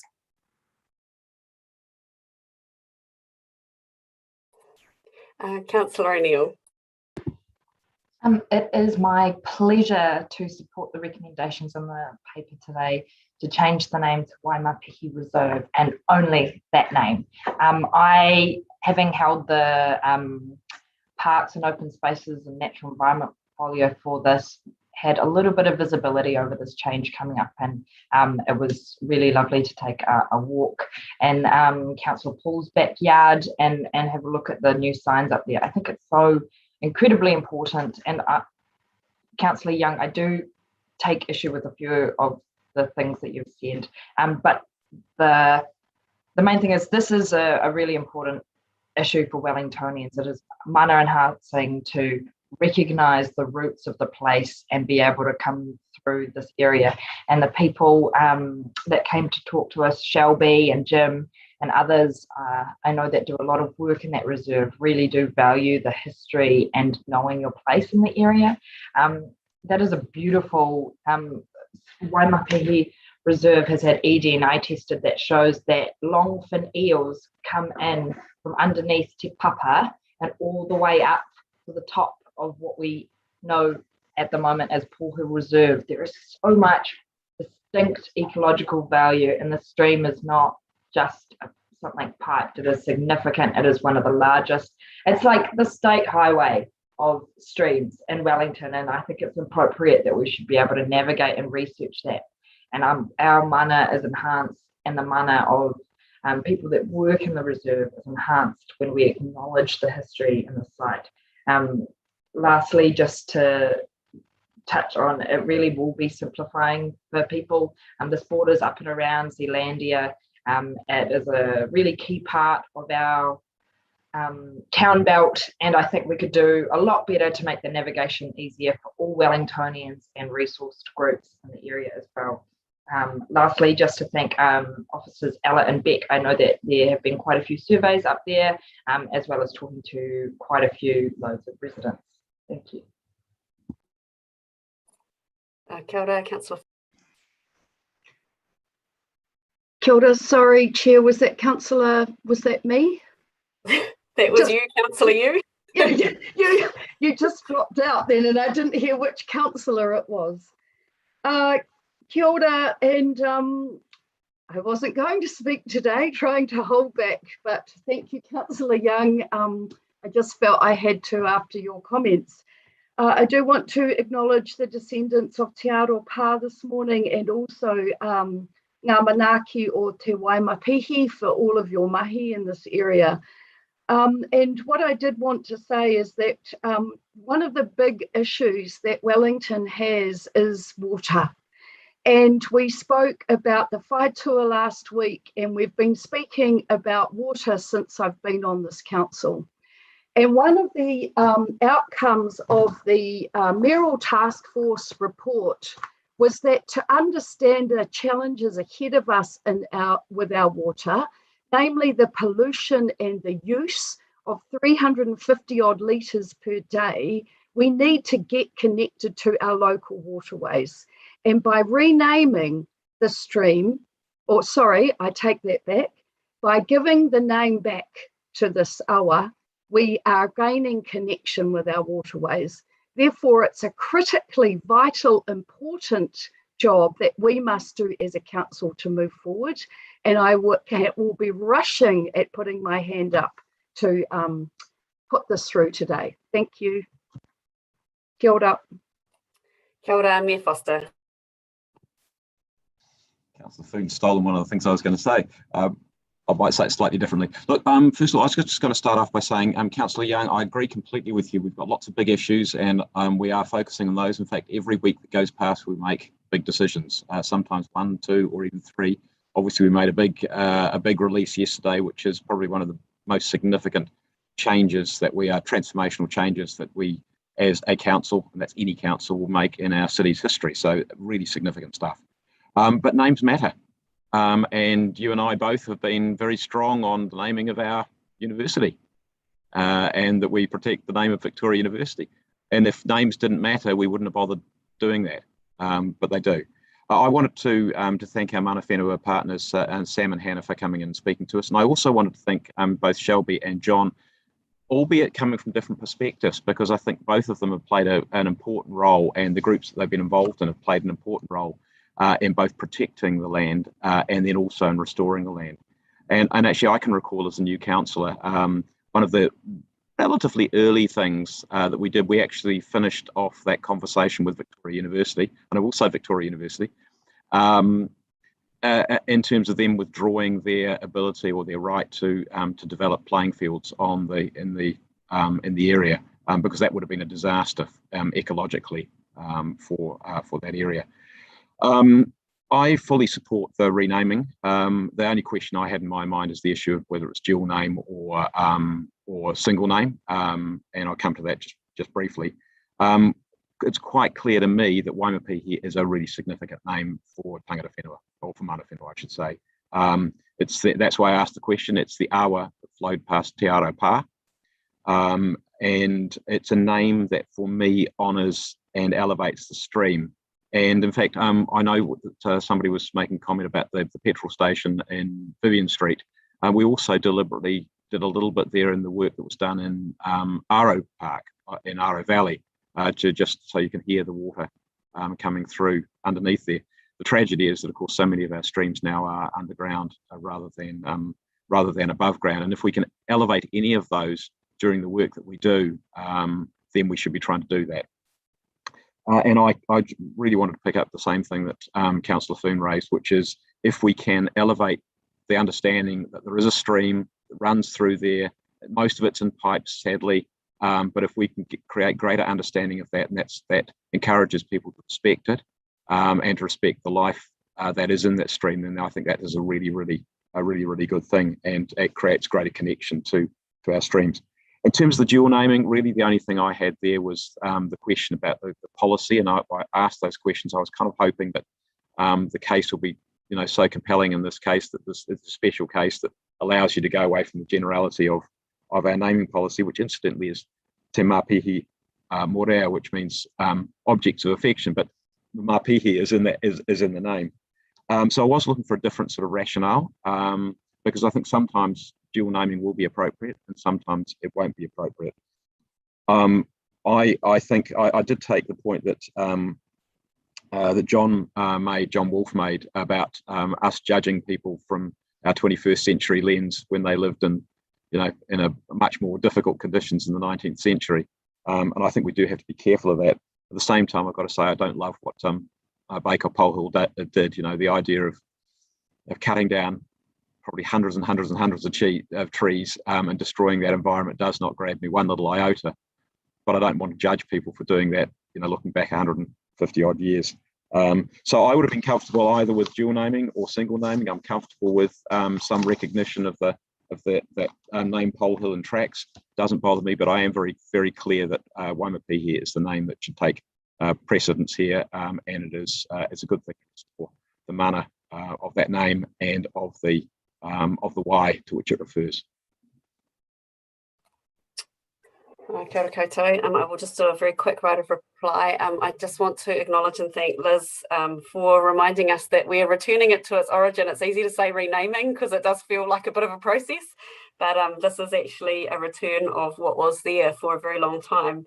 And I think it's important to acknowledge that we've moved on from the 80s, like we, with regards to what Councillor Young said about the dual naming around Taranaki, Egmont, that dual names work, but we've moved on from that. We're more mature. And Councillor Rush, you've put your hand up. What's the... Yeah, you sort of moved on before I could get my bits and bells done, Councillor Day, but look, see which way the wind's blowing, but yeah, you're finishing your... I'm doing the right of reply. You're a bit slow to get your hand up, sorry. Yeah, no, it's fine, Jill. Cool, okay. We'll talk offline. Okay, thank you. And yeah, I just want to acknowledge the fact that we've moved on from the 80s where we needed to take that pathway of dual naming to help people sort of ease through a process. And Liz, you're absolutely right. Rangatuhi, out this part of the city, my kids don't even know that it was called Colonial Knob, and I'm really pleased that they don't know that. It's just not, it doesn't roll off the tongue, and it's a good thing actually. And I just want to say, Councillor Young, I don't actually know where Parrott's Corner is, so I might need some education on that. And I definitely don't call Te Aro Park Pigeon Park. That doesn't feel tika, it doesn't feel right. And I think it's often in the importance that we put on what the place has meant for people, and that's what this paper is really about. I do want to acknowledge there was a comment about correct history, and I think it's important to acknowledge that Polhill, his life and his involvement here, no one's questioning whether that's correct, but I think it's just important to acknowledge that we're trying to work out how we acknowledge a history that really was overrun, and that's been quite confronting and quite tough for mana whenua and Maori and Aotearoa to deal with. As a response to the conversation around big decisions and being distracted, I just want to reassure councillors that I think pretty much most of us here are pretty good at multitasking, and we can make many decisions at the same time, and our staff are very good at managing many different kaupapa at one time. So I've got complete faith in the fact that those big decisions are still being made and we're still moving forward. And with regards to the dual naming, I agree. In this situation, it really doesn't work. It doesn't make sense. What Polhill did doesn't really relate particularly well to this reserve. The name Polhill was informally placed, and as we heard today, was quite informally placed. And I think it's important that we don't let that lead us into the future. I want to just finally finish by acknowledging the people of Ngāi Tara and Ngāti Mamoi. Kei te whakanui tātou I tō koutou tupuna Māpahi. So we are uplifting the mana of Māpahi today by returning her name to this beautiful wai. So thank you everybody for your support, and we'll now put that to the vote.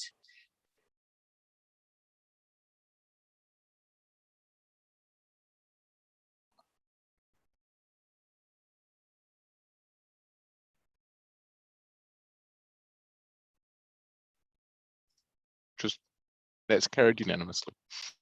Wonderful. Thank you, everybody. What we're going to do now is we're going to break for lunch, and I suggest that we come back at 1 o'clock, give ourselves enough time to go and stretch our legs and have some kai.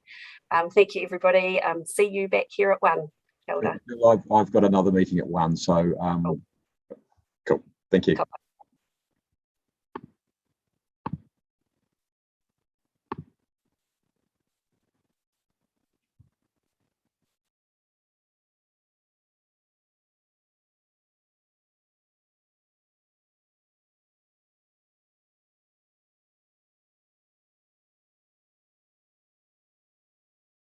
Check to make sure that they're there, so that we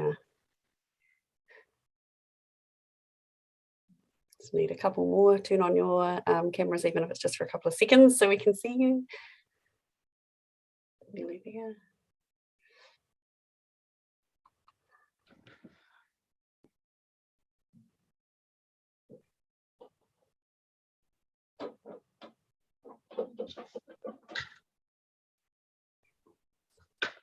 We get a couple more.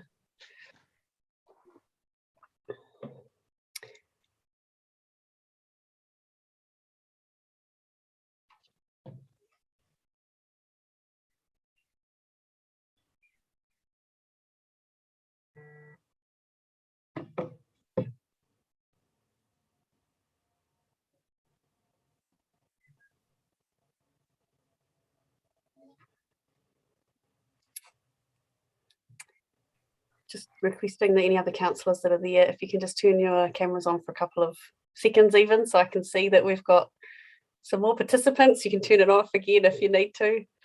Oh, kia ora koutou. Okay, that's good. I know that we've got a quorum now, so we can get underway. So we're going to move on to item 2.3, which is a report back on changes to the leisure card scheme. No mai Sarah Murray, ki te hora I te kore. So over to you, Sarah, to introduce the paper. Cool. Kia ora, councillors. So this afternoon's paper is a report back on the impact of the changes that were made by the then City Strategy Community Committee to the leisure card scheme in 2019.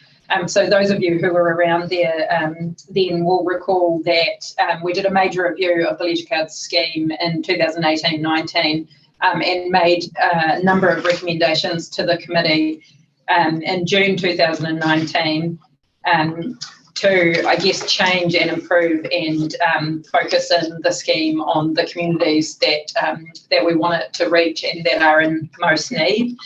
So those changes included reviewing the eligibility criteria, improving the application process, increasing the validation period of leisure cards, increasing awareness and promotion of the scheme, and probably most significantly partnering with community and social organisations to issue leisure cards directly to clients that they worked with. So that was very much around recognising that the people that we're trying to reach face multiple barriers to accessing recreation, and actually being able to address a range of those barriers and work with agencies who are already in that space is a much smarter way of working. So over the last couple of months, we've looked at the impact of those changes, I guess through a range of methods, looking at our membership data from our booking system, doing an online survey of leisure card members, which I think got 860 responses, so really well, really kind of well engaged with, and also doing one-on-one interviews with leisure card members and partners.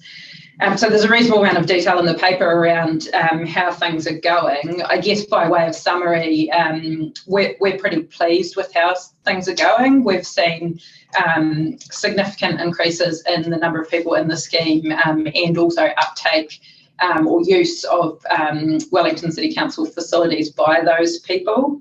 The partnership component is going really well. So we've got 30 organisations who we're now partnering with who are issuing leisure cards directly to their clients, but we're also working with around targeted activations and I guess initiatives that provide opportunities for leisure card members. We've had some good improvement in terms of awareness. We've got an e-newsletter going out now, which is a really good way of engaging with leisure card members. And we're seeing some positive change from all of that. As it says in the paper, there's still lots of room for growth, and we're very much still focused on continuing to increase the awareness, continuing to increase the range of discounts available through this scheme, and looking at ways that we can increase the targeted offers that we have for leisure card members. The only other thing to add and introducing the paper is the paper did, the 2019 paper did recommend removing the Super Gold Card eligibility criteria from the leisure card scheme and replacing this with a 20% discount for Super Gold card holders outside of the scheme. So that's something that we have done. What we haven't done is removed any of the existing leisure card Super Gold members from the scheme. So we've kept them in there. That's a lifetime membership. So what we're proposing to do is actually just continue with those members in the scheme and continuing to allow them to have that lifelong membership, and over time we'll move to a Super Gold discount outside of the scheme rather than the former approach that we had. Kia ora. He pātai me utu I mua I tau patu. So any pātai, any questions before we debate? Oh, been promising. Well, thank you very much, Sarah, for your intro to the paper there. We're going to move on to debate now. So, Councillor Fitzsimons, te mōtene e whakatakoto. So, Councillor Fitzsimons is going to move this paper. Yeah, thanks, Councillor Day. And I just want to start by acknowledging Sarah Murray, Paul Andrews, and also previous council staff member Ellie Whitten and their team for the work on the leisure card review and the implementation of this. It really is about making Wellington an accessible place and an inclusive place for everybody, and particularly around council facilities. The partnership scheme has been a real success, but also it's added not just the leisure card into it, but it's opened up the opportunity to have organisations and groups like the Wellington Lions and the Phoenix to be able to target tickets to low-income people. And I know that has happened a number of times, and that the mechanism of partnerships under the leisure card has been used to achieve that. I'm really pleased with the recommendations around Super Gold card holders. I think it's very sensible.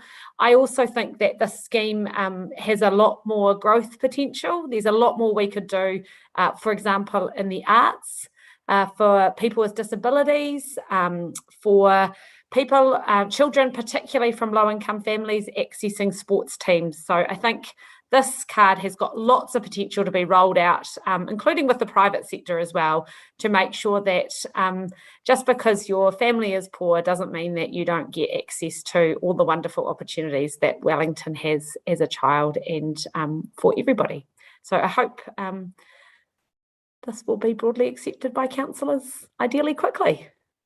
Kia ora, maku te whakahaunga e takoto. So I am going to second this motion, and I really don't need to say heaps because I think Councillor Fitzsimons has covered off the essence of it very well, but I actually do just want to acknowledge Councillor Fitzsimons for her mahi in uplifting this kaupapa and working with Ellie last term to really look at what we could do to I guess increase the meaning of the card, and to make sure that people are getting the most that they can out of it. So well done. It's good to see the growth in usage. It's pretty impressive, and that's even with COVID, you can see it's still having a big impact. So we know we're on the right pathway.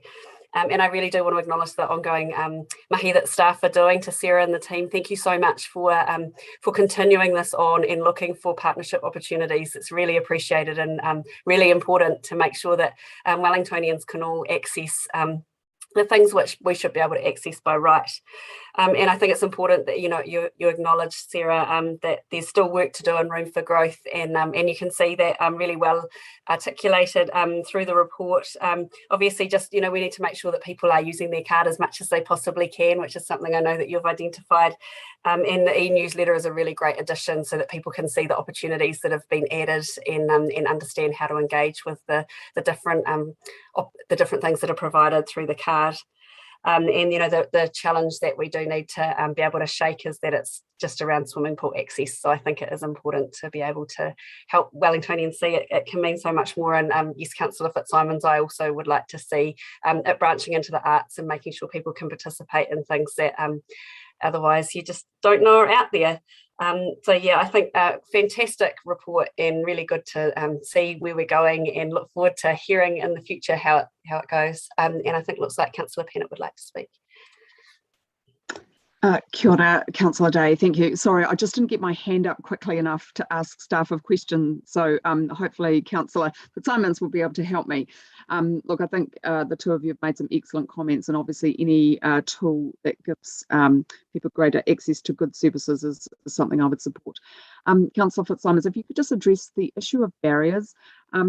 Obviously, it's just it's great to be able to provide cheaper entry prices, but if you can't afford public transport or put petrol in your car, or you can't afford childcare because it's just so expensive or whatever, or the public transport isn't accessible for disabled people. So I'd just like to hear a bit more about that, because there just is always a risk that you focus on this one thing, but actually there's a whole lot of other things which back up the truck to make it really difficult for people to access services. So just that point. Thank you. Kia ora, Councillor O'Neill. Thank you. Just wanted to jump in quickly and point out in the paper that the card scheme is also being extended to kāinga ora housing tenants and other partners in the community, and how, I guess, foundational, and when we talk about social housing, the equity between our different partners in the city, how great this is. This is something that I get quite a lot of feedback from, and I was chatting to a taumai a few months ago with a social worker there, and we were talking about different health and wellbeing initiatives. And he mentioned that through a partner service of council, getting access to the leisure card, completely transformed his outlook and his community, having access to the swimming pool in just one class a week, how transformative it is, particularly he has a disability, and how excellent it was to be able to have access to a scheme like that before, that he wouldn't have had access to without that partnership working with council. So just to really point at an immense amount of work, and I think Councillor Simons, when she was first elected, that was something she brought to everybody's attention, and I guess, yeah, looking at the equity as well for migrant and refugee groups in the city and how we could extend a welcome package to them. So really excited to see this scheme grow, and thank you to officers for the report. Kia ora, Councillor Foon. Kia ora. Yes, I remember when Councillor Fitzsimons was voted in. This was maybe one of the first initiatives that you brought up, and so so for today I really wanted to acknowledge that this really fits in with our inclusive and connected vision for the city, and that it just makes Wellington accessible. And thank you for that story, Councillor O'Neill. I think that's a really genuine way to see what a difference it makes, but what access to the city it provides. So thank you also to the officers for the partnerships. I really commend that. We can't do it alone, but together we can really make the world of difference to many. So yeah, just love the initiative, love the progress, and looking forward to seeing more. Kia ora. He whai kōrero anō. Any other speakers? Kao. E te kaikoni hera Fitzsimons, e pirangi ana koe ki te whakautu, kei a koe te tikanga. Would you like a right of reply? Just very briefly, I should have acknowledged Councillor Wolfe in my original comments, because when I was a newly elected councillor, he was very patient with me as I kept trying to push the leisure card at our portfolio catch-ups at the time. And I also did just want to respond to the point that Councillor Pennant made. This isn't everything. It is just a small step to reducing part of a barrier to access to recreation. And this won't do it all, but there aren't many ways in which the barriers of cost to using recreation services are removed or reduced. So this is one step. But actually, when officers did the original research on this, one of the biggest barriers was lack of access to free public transport. That was an issue that many, many people raised as actually being a problem for them accessing the swimming pools and the rec centres and even the zoo and getting around town. And that's part of the reason that we adopted the partnership-based approach. So it was to work with those groups that best understand the people that they are working with. And I did just want to comment on, thank you, Councillor Foon, for your kind words. I know that you probably more than any other councillor here had to listen to me bang on at candidate meeting after candidate meeting after candidate meeting about the leisure card. So I'm not surprised that you feel that you have a good grasp of it.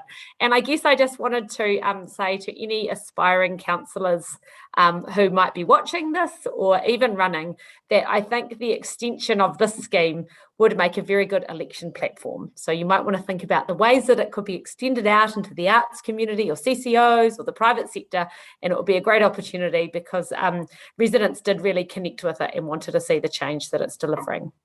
Thank you. Here we go. Here's a challenge for someone.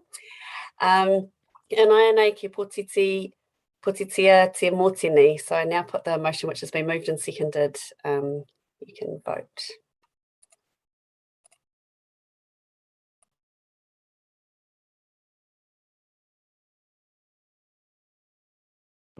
That's carried unanimously. Oh, ko mana. Awesome. All right, on to our next paper. We're going well timing wise. Let's keep it up. So we're up to item 2.4, which is the easement for telecommunication purposes over Council Reserve, Carter Park and Centennial Reserve in Maupuia. So no mai Sarah Jane Still, ki te hora I te kōrero. Welcome, Sarah, who might be joining us online. I can see you there, Sarah. Hi, hello. So if you'd like to introduce the report briefly, thank you. Yeah, so we have been approached by Chorus requesting an easement over an existing easement area through Carter Park and Centennial Reserve in Maupuia.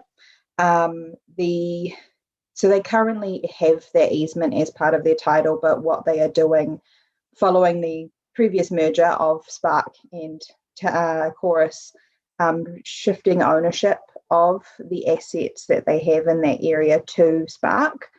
And so they will lose their easement right with that shift in ownership.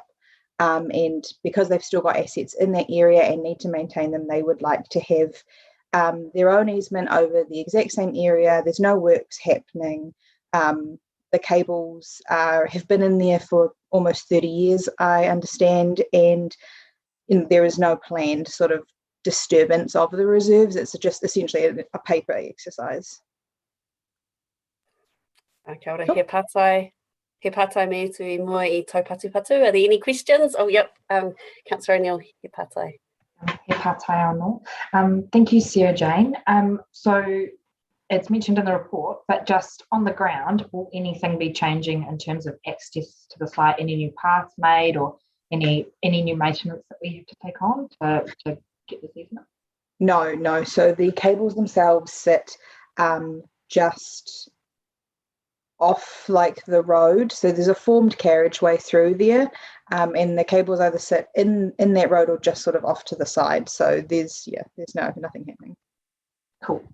Thank you. Kia ora, that looks like that's all of the patai on this paper.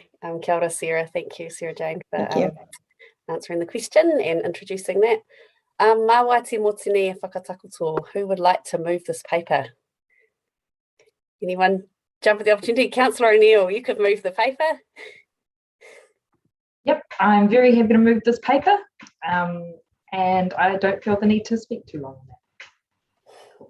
Kia ora, I suspect that's the same for everyone else. I'm happy to second that. Hei take a hau tau patu patu. Is there any other debate? Carl, looks like there's votes already happening now that that's been moved and seconded. We'll put it to the vote. Making good progress. That's carried unanimously too. Oh, kia ora. All right, so on to the next paper, which is item 2.7, the forward program. So nau mai Kim Fowle, ki te hora I te kōrero. So welcome, Kim, if you'd like to introduce the paper. Or is it James? Oh, it looks like you might be on mute. I think it's on. Oh, yeah. Can you hear me now, Jill? Yes, we can. Okay, cool. Yeah. Yeah. So we'll probably do a little bit of a double act, but basically, this is the forward program. We have moved a few things around, mainly because of congestion and also timing to get elements of the work done in order for us to come back with some quality reports for you, etc. So there's a few things now that have moved out till December, and I think we may still need to have some more kōrero about the agenda for December. And then you can see the emerging agenda for the new year in February as well on the forward program. So are there any questions? I actually do have one question that's come up since we've discussed this paper, and just around the former Working Men's Bowling Club site, whether that's one that needs to come before Christmas or whether I'm just looking at the agenda for December is quite big, and is that one that we could put to next year? Yeah, so we can do it till next year. Obviously, we're keen on making some moves there because there has been community interest, notified to us. But it is not critical at this point, so we could move that to early in the new year if you like. Okay, we have a bit more of a conversation, but that might make sense. I'm just looking. It is quite a heavy agenda, and we've only got 1 day assigned for it. So we'll have to have a bit of a think, councillors or committee members, as to how we're going to manage the timing of that meeting. It may be that we have to establish a quick Q&A on a couple of the papers or something at a different time. Are there any other partai? Councillor Pennant. Kia ora. Can I just ask about the naming of the Maori strategy, which is labelled? I presume we're going to get a better name for it. It just sounds a bit odd. Is Karepa online? It's like we're going to do something to someone, like rather than, what's it actually, which is not what the intention is, I'm sure. What will we achieve with it? Thank you. Yes, kia ora. We are having a number of conversations with Maori and the iwi at the moment around getting a name for that really quickly so it doesn't stick. So definitely cognizant of that. We just didn't want to jump the gun and name it for them. So getting there hopefully by the time that comes to the table. So Karapa, you've got the most amazing shoe collection. Thank you. I'm just wondering. So, what will it cover? Everything, like economic, social, environmental? Yes. It's quite. There's quite a lot of aspirations that mana whenua and iwi have provided us over the last little while. So we're looking to explore those with you over the next few weeks, so that you can, all of you collectively, as the council, can have an input into what also you think might be of interest here, but also hear some of those things that we've heard from Māori and mana whenua. Kia ora. I can't see that there are any further partai, so we will haere tonu, we'll keep moving. So I'll just see if, I guess I could move this paper. Who would like to second it? Councillor Fitzsimons, quick there. Is there any debate? No, looks like we're ready to vote. Let's vote.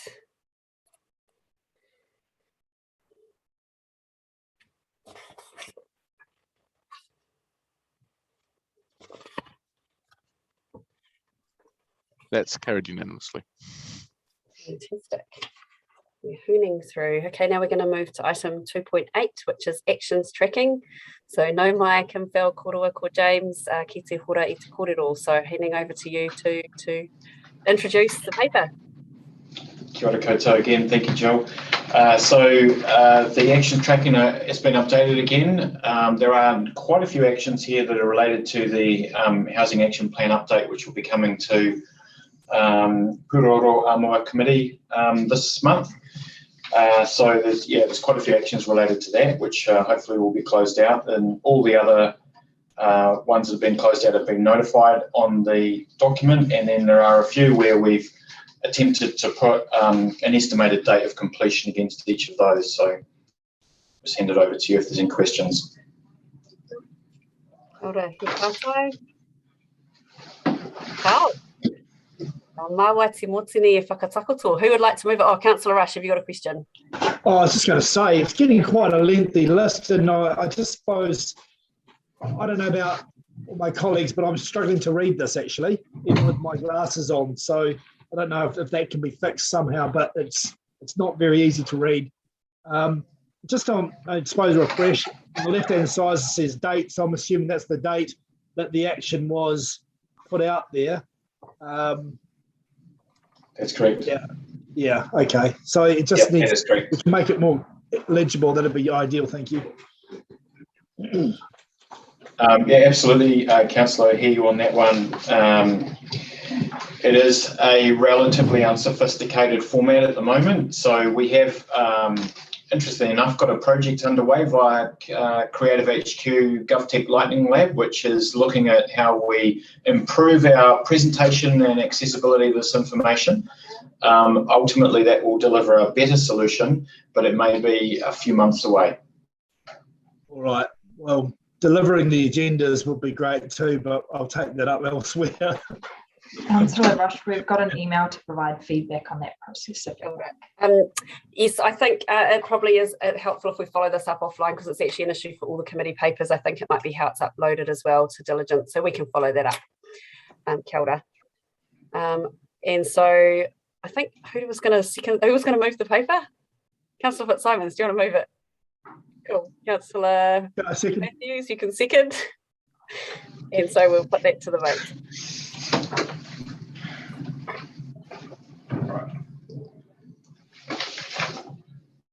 Next.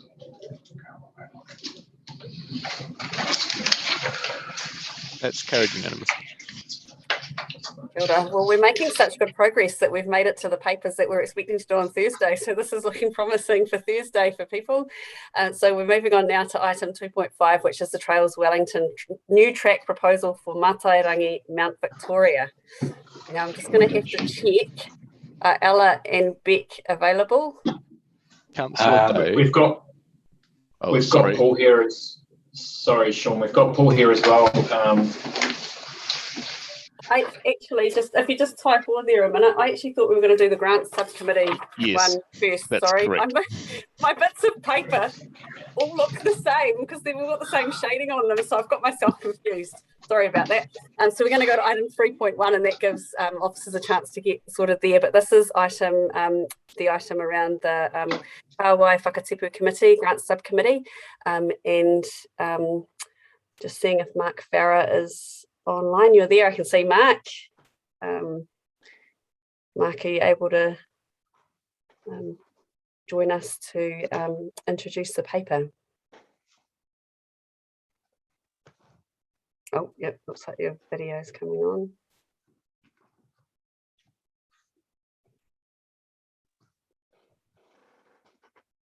Just pause while the technology catches up. Councillor Rush, have you got a partai? Yeah, I was just wondering, were any members of the public expected to be heard on Thursday, particularly in relation to trails or anything? Yep, we're all good. No, so the public participation was all today, and then it was just going to be the meeting continued. So it was all the same meeting. We were literally going to adjourn to come back on Thursday. So, okay, cool. Now, have we got Mark? Looks like Mark might be managing to join us. You there? I think it might be Paul Andrews on this one. No, the grants one, is it? Yeah, the Renoff Centre. Oh, okay. I've got Mark written down as introducing the paper, but Paul, if you... No, it'll be... Can you hear me, John? Yeah. Yeah, sorry. So no, Paul was going to talk to the tracks one when we thought you wanted to go to that one next, but if you do the grants one, it should be Mark. I think the reason Councillor Fitzsimons is saying it might have been Paul was because it's the tennis centre, but yeah, it's a sports farm. I can see that Mark's trying to get his camera. But I can introduce it if need be. We might just need to check if there's any questions first. Paul, do you just want to give us a quick description and then So I wasn't there when the original paper was presented, but Tennis Central, we granted some funding to them to help with the renewal of their asset at Central Park. They've requested that we bring forward some of that funding. We had it phased over, I think, 3 or 4 years, and they've done quite well with the work to date. And really, so it's just a change of timing to bring that, I think, 100,000 into this financial year. So we're certainly supportive of that, doing that, and yeah, they've done a lot of great work on the tennis centre as a result of council support and other funding and money that they've put aside for renewal work. Thank you. And looks like we've got a partai from Councillor Bennett. Thanks, Paul, for that. So, and there's no implications for any other project if we bring this money forward. It was just their bucket. Yep. Yeah, not at all. It's just really a timing issue in terms of financial years it will fall in.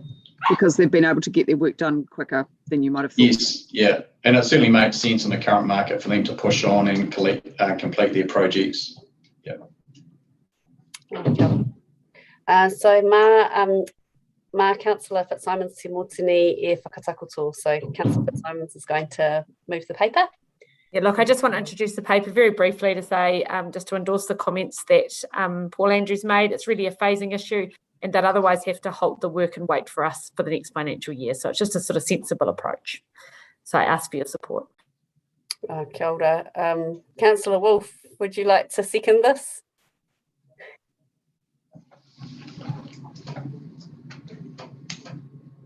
Yeah, I'm getting there. I'm getting there. Happy to. Cool. Would you like to speak? It's fairly self-explanatory, and it is a great project, and let's just do it.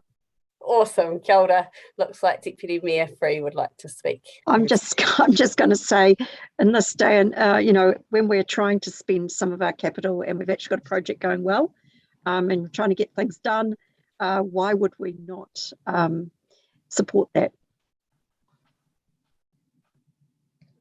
Kia ora. I can't imagine you need to write a reply, Councillor Fitzsimons. I did play tennis for Hawke's Bay, so I would challenge anyone to a match at the Renoff Centre. Done.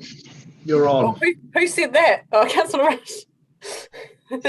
All right, let's vote.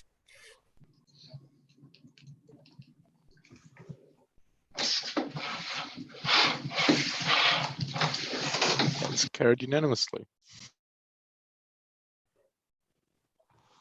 Oh, kia ora, ka pai. Right, now back to where we were a few minutes ago. Sorry about that. So we're going to move on to item 2.5, which is a Trails Wellington new track proposal for Matairangi, Mount Victoria. So it looks like we've got Ella and Beck. So no mai Ella korua te kora I te Pūroro. So over to you two to introduce and then answer our partai. Kia ora. Kia ora. So the proposal is a proposal to consult on this proposal to build a new mountain bike track on the eastern side of the Matarangi, Mount Victoria. So Trails Wellington have brought it to us, and they will fund the construction and look after most of the maintenance of the track. It would be an intermediate level trail of a 2 kilometre continuous descent from the peak of Mount Vic to Badminton Hall. So we've assessed this proposal against the open access plan and the Wellington Town Bound management plan assessment, and we've found that we think that it would be acceptable with regards, depending on what happens with the consultation next. So yeah. Kia ora. We've got some partai coming along here. Councillor O'Neill. Awesome. Kia ora, thank you, Ella, thank you, Beck. I've got two partai. The first one, I know it is a low significance proposal, but I was just wondering, so I'm not expecting an ecological impact, assessment, but just what are the other ecological implications, or have we had any advice from ecologists in the area about where this track is going and if there are native species there? Yes, so we've had our biodiversity specialist at council walk the track line and assess the impact and give us criteria for how we could mitigate any sort of impact, and that seems like it's a pretty low impact. It's a mixture of regenerating native bush area and the pine forest that's in the town belt. But I think with further consultation we can have more biodiversity assessment as part of that. Cool, awesome. And then my second question is, it says in the paper that in developing single-use tracks for bikers, we can endeavour to separate walkers and bikers. And I know that that is something really top of mind for Living Streets and other activists that love our town belt. And going out with this consultation, is there any kind of assurance we can give the public that this can actually improve another area for walkers or walkers' accessibility in the town belt? I guess part of the proposal is that this does enable a specific user group of all of the tracks on the on this part of the town belt to be separated slightly. So it will enable a whole lot of bikers that might already be riding around at Matarangi and in other areas of the town belt to go to this area and be on a mountain bike only track, enabling the walkers on the other areas to have less mountain bikers. So that's the theory behind it. We can certainly look into the statistics after it's built. Cool, looking forward to the consultation. Thank you. Councillor Pennant. Thank you for the paper, and just before I ask my questions, I do see some merit in this, but I do have some concerns. So sorry, I do have quite a few questions. I'll just ask three to start off with. First of all, the process. So we can have hearings if people ask for it. I thought that was a bit odd. I mean, are we going to do them or not? Like, is there a clear instruction to the public that they will be able to make submissions or not? Yes, that's just if people come forward and say, I would like to be heard, then yes, they can be heard. So that will be explicit option for people on the submission form. Is that right? Yes. Yep. Oh, okay, that's fine. No, that's all good. Look, there seems to be some assumption that we want to be a world-class mountain biking capital. And obviously I see the merits in that, but there's lots of community concerns about the impacts on our tracks when mountain bikers come in and go very, very fast. Downhill being more of the issue. I'm just wondering how officers think we'll just sort of balance those things, particularly when we are also having a stronger focus on the needs of disabled people as well. I think the idea is that this proposal's been put forward by a group who are suggesting that it enables another form of recreation for a particular skill level and a particular purpose, so mountain biking on this part of the Wellington Town Belt. We've got in place the Open Space Access Plan and the Wellington Town Belt Management Plan, where we can run through a pretty robust assessment about what the effects of that will be and consider the need for this kind of track for this purpose alongside all of the other tracks that are there. I think the report goes into a bit of that assessment, talking about the notion that there is the ability to fit another track here with minimal impact on that landscape and that environment that meets the needs of one part of the recreation universe that exists. So yeah, a group of people will be able to do intermediate level type biking in this part of the Wellington Town Belt. And just my last question for now, the issue of shuttling is one that gets the community a little bit concerned. Because it does speak to the group of people who just are really here for thrills rather than, just getting some good exercise and being part of the community. So are we saying that we're supporting that? There's a public road that goes through that part of the Wellington Town Belt. Anyone could drive their car to the top and then get their friends to pick them up again. I don't even think that we could manage some sort of concession activity there, given that they'd be driving up and down a public road. So I don't know how we would manage shuttling in that area if someone decided to set up that kind of a business. Okay, that's enough for now. I'll come back on the list. Thank you. Kia ora, Deputy Mayor. Yeah, thank you. I guess my question is somewhat similar to Councillor O'Neill's and Councillor Pannett's. So one of the arguments in the paper, or one of the arguments that's been put forward, is that this will take mountain bikers off walking tracks or shared tracks. And I guess the question for me that I'm thinking about is, can we actually officially do that? Can we identify a track that we can actually make walking only at the same time that we promote this? Because it's always easier to make changes when you make them in tandem. And I do get what Councillor Pannett's saying. There will be some backlash on this because, you know, if the argument is we're using some of nature to create a trail for a purpose, with that rationale helping another group, it might be nice to actually be able to define how it's actually helping that other group. I think that'll be one of the really good things to explore after we've got some of those submissions, to start to get a feel for what people are concerned about and whether they think the balance between, you know, the level of walking only tracks that exist versus the mixed use versus the single use for a particular purpose, whether it's, you know, grade 5 downhill or intermediate biking, more suited to, you know, a broader spectrum of mountain bikers. So yeah, it will be really interesting to see what we get from submissions, but that's certainly something we can think about. So I guess the question I'd ask is, will you be putting a question into the submission document that elicits that kind of feedback? We weren't going to put a questionnaire out. We were just going to put the proposal for the mountain bike track out and ask people to submit on whatever it is they'd like to say. So we anticipate there'll be a range of submissions from ecological through to, you know, user priority, that kind of thing. Yeah, okay, thanks.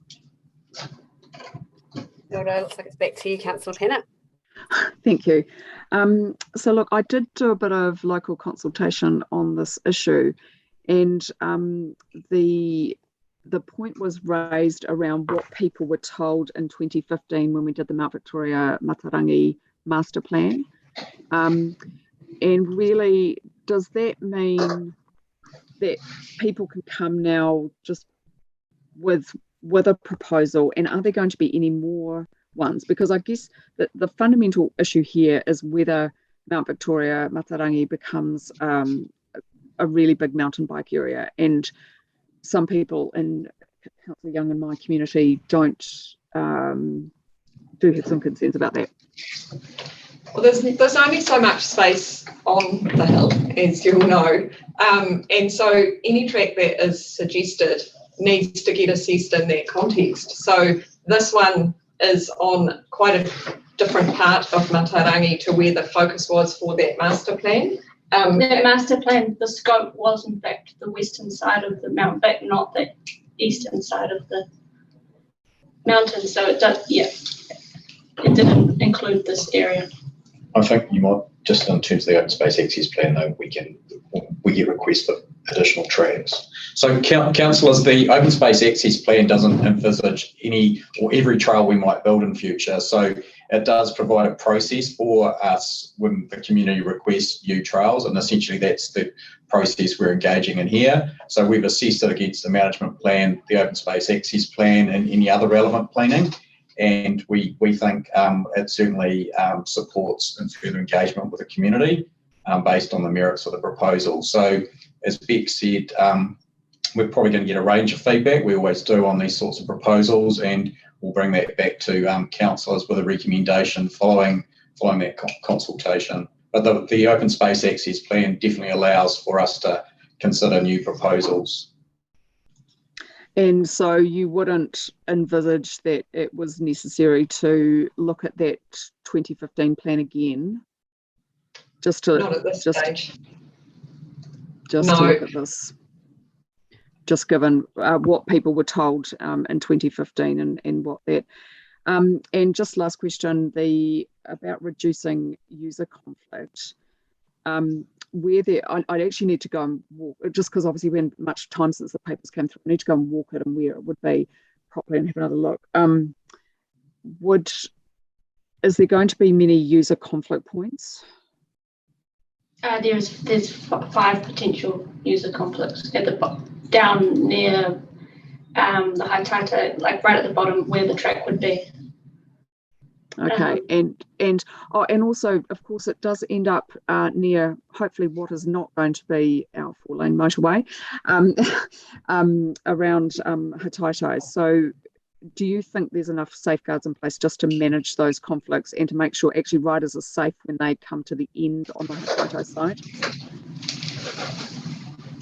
Yes, yeah. So in deciding where the final layout is, where the final alignment is, and the layout and the design of the track, those 5 crossing points where it's going to either come out at the end of the track or cross over an existing track will be key parts of that design to make sure that those are safe.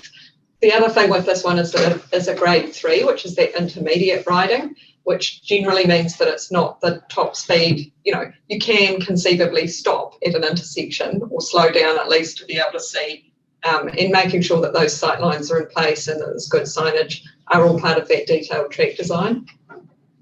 But again, I imagine we'll get some submissions on that, so we can talk to that in the paper that comes back to committee for final decision making. And sorry, just one more question. Would it be better if we just had a complete mountain bike track plan, so we're not just doing them bit by bit? I mean, the open space access plan looks at the priority kind of areas of the city where the track network is not as well developed as other areas. So, you know, that already says that those areas in the north where there isn't much of a track network should be developed. Places like the Skyline Walkway and those key walkways are really important.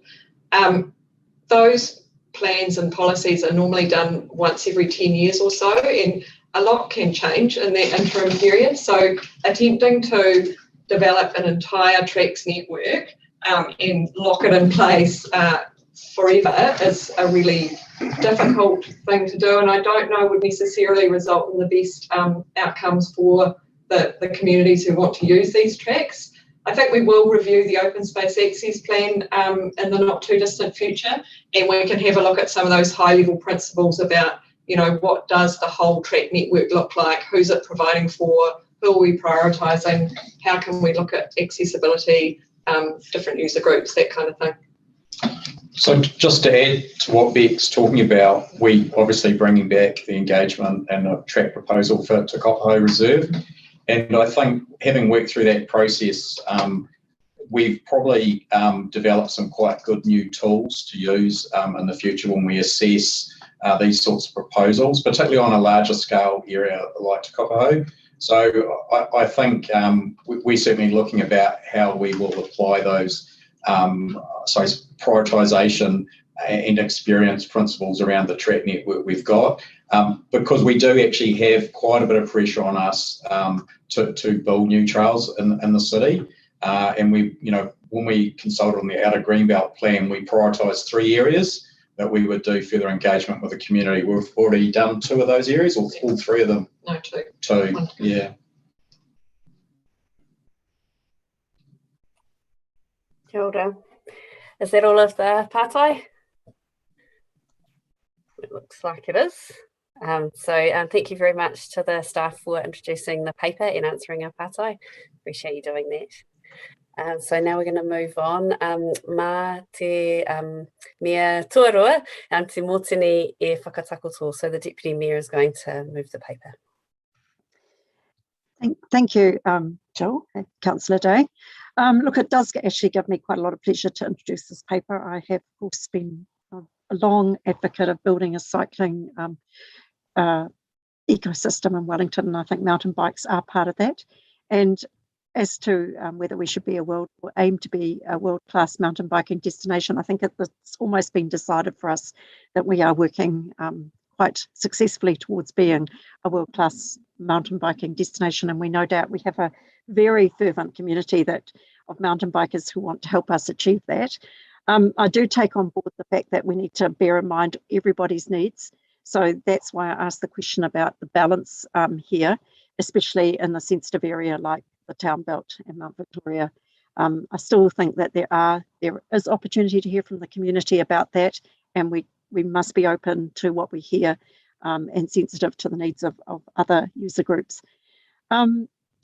But this is a great opportunity in my mind, and I'm really excited. It's on the eastern side of Mount Victoria because, you know, Matairangi is my patch, and anything that we can do that enhances the livability of the eastern suburbs and connects the eastern suburbs to the rest of Wellington, I think is great. We've got these fantastic views all around the city, but the eastern suburbs views are great, and I can imagine people really love it, coming down a new track and seeing those eastern views. And as points been made, it's a grade 3 intermediate level track, which is something that there's a gap there in that kind of provision. So I think that it's a proposal that has some merits, and great that Wellington are actually offering to fund it, they're offering to maintain it, and you know, they'll also will of course have them working in collaboration with our staff who will give oversight and make sure that it's done to whatever standards. That's if it is successful. So we have to also remember this is just a proposal to go out for consultation. I know we'll get lots of rich feedback, which we can take on board to make sure that if this proposal goes ahead, it is the best it can be. So very happy to move this, and I'm not quite sure who's seconding it, but I know there'll be somebody who'll put their hand up. Ah, my fellow Kāwai, Councillor Rush. Yeah. Over to you, Councillor Rush.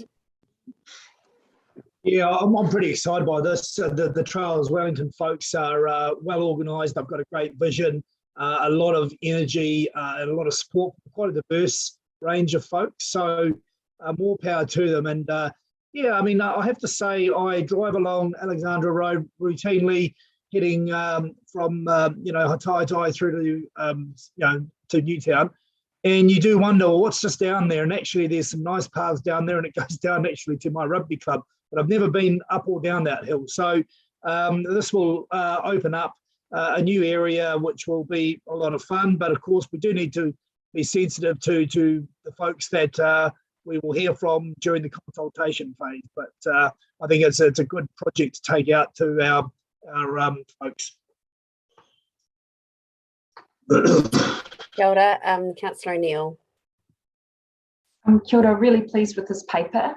In particular, we know that we have a deficit of opportunities for cyclists and mountain bikers in our town belt. And so when we look at other plans like Te Kopaho and other places of high ecological significance, it's really important that when we have these conversations, that we are finding places for everybody to enjoy the recreation of our outer greenbelt spaces. And to me, I see this as quite a good quick win. It has a low amount of ecological significance, a low ecological impact, and it also removes cyclists from other shared path spaces in that area. We are also going to be replanting any of the trees removed, of course, with creating a new path like this one. I'm really comfortable with the proposal. It fits along a lot of our strategies. Councillor Rush, I walk along Alexander Road, and quite often it is quite scary, particularly because there isn't always a footpath to be able to walk through this part of the town belt. And so I'd really appreciate that. It is my opinion and my ambition that as we put in to consult on more trails for mountain bikers, that we do so for walkers.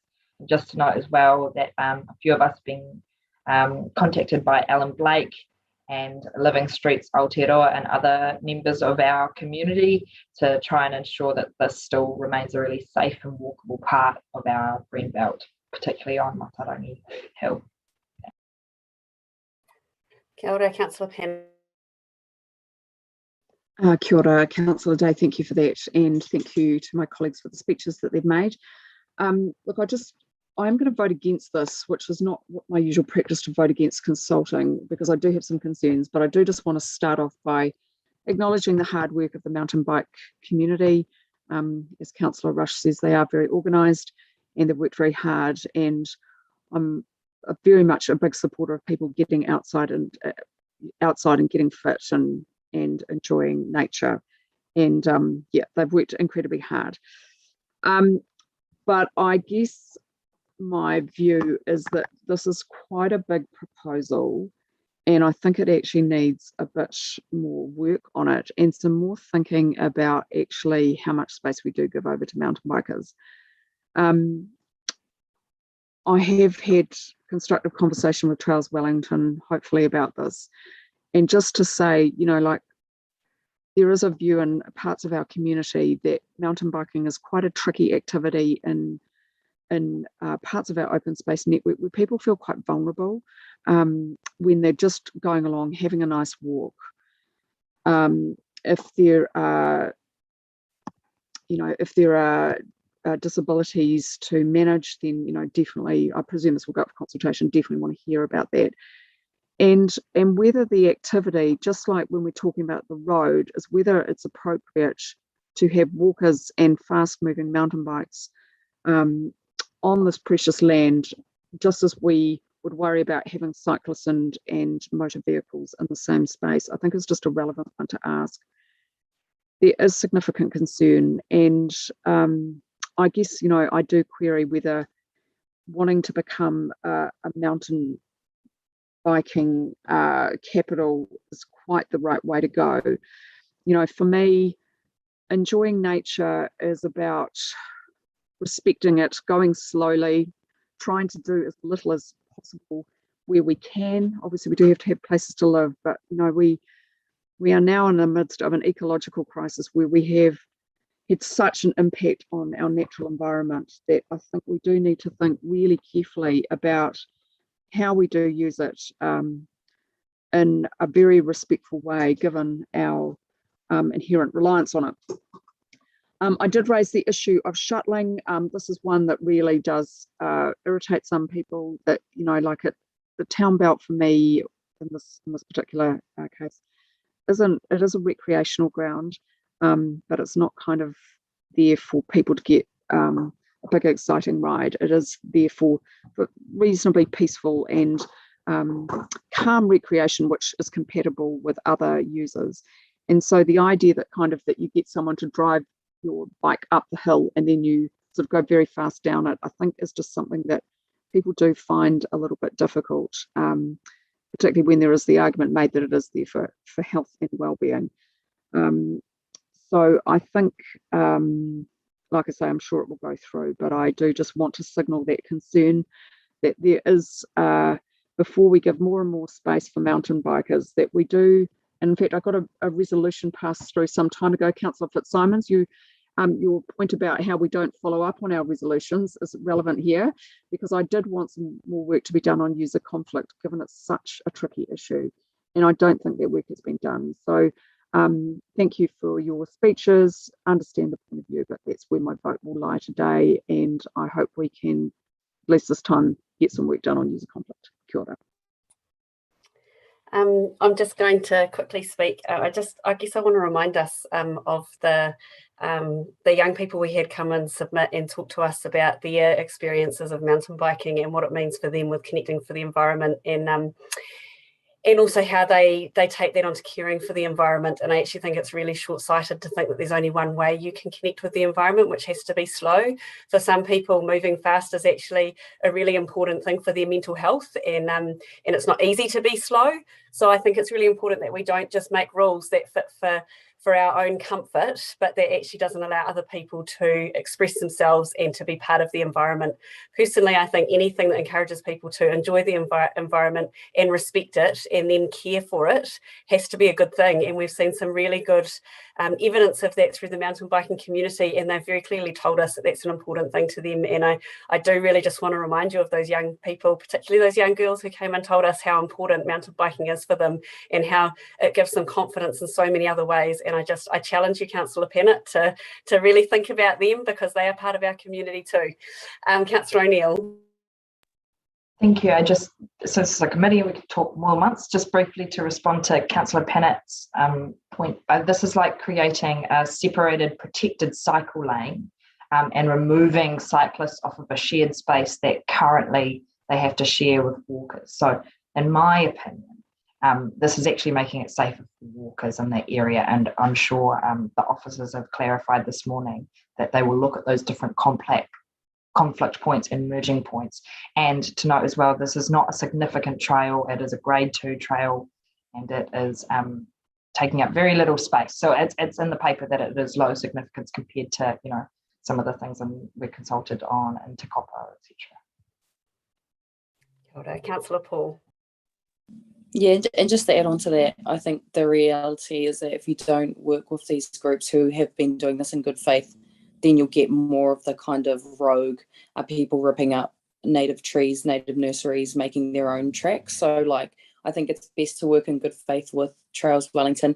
And we had that meeting with them and they were really positive about it, and they've been working for ages on this proposal and in really good faith. So I think it just wouldn't be that great to their community if we are just to saying, look, we're not even going to put it out to consultation. But yeah, hopefully we can find a way through anyway. Kia ora, Councillor Pennant. Sorry, I usually don't want to speak twice, but I do just want to respond to that point, Councillor Day, about moving fast, that some people find it a threat, vulnerable people find it a threat. And I guess when I think about my own transport movements, I would always want us to be very considerate. Like if I'm on a bus which hurtles down Pōroro Street, you know, when it comes from the east, I do like people to think of, I do like the city to think about how we can be more considerate to pedestrians who might be hit by a fast moving bus. So I'm just a bit concerned that this point is made that moving fast is really good for people when we know that there are a lot of people that just find it really, really threatening. And that's hopefully the conversation that we had with the mountain bike community, just kind of saying, hey, look, there is just this view that there is a place, just as there is a place for people who want to drive 100 k's on a motorway. Kia ora. Kia ora, I could respond, but I'm not going to. Deputy Mayor Free, would you like to do a right of reply? Yeah, thank you. Yes, I wondered how many responses there were going to be. I felt like people were doing my right of reply for me. Look, I think there have been some good points made, and thank you for the obvious support from my Matairangi ward colleagues. Why wouldn't we support this? Because this is a really great thing, probably from our point of view. But I do also, Councillor Pennant, I think I understand your nervousness, and as I indicated, I actually think it would be useful to try and draw out some specific views in the consultation about how we could mitigate some of the concerns that I know will be coming from people who like to go slowly and like to enjoy a very tranquil, slow experience on Mount Victoria, and probably feel that they are being a bit overlooked with all this enthusiasm for biking and speed. But I think it is actually good for us to remember our teenagers and our young people. We want them to have challenges that are safe. And to be honest, this is a safe sort of challenge, and it teaches them a lot about balance. It teaches them a lot about their environment and about making good choices, about judgment and where their limits are. And if they're not getting those sorts of challenges through a relatively harmless experience like mountain biking, they might be more tempted to go and do things that are actually quite a lot less safe. So I think, and as thank you, Jill, for Councillor Day for reminding us that, oh, it might have been Councillor Paul as well, and Councillor O'Neill for reminding us that there's a really big picture here in terms of them actually helping to construct the trails and learning a lot of skills that way as well. And the families that get involved in this is another really valuable point to remember. We are just going out for consultation. I'm totally expecting it to be for us to get a lot of feedback, but I look forward to it, and I do encourage everyone to vote for this. Thank you. Kia ora. Well, looks like that's completed. So, Me Puti, let's vote.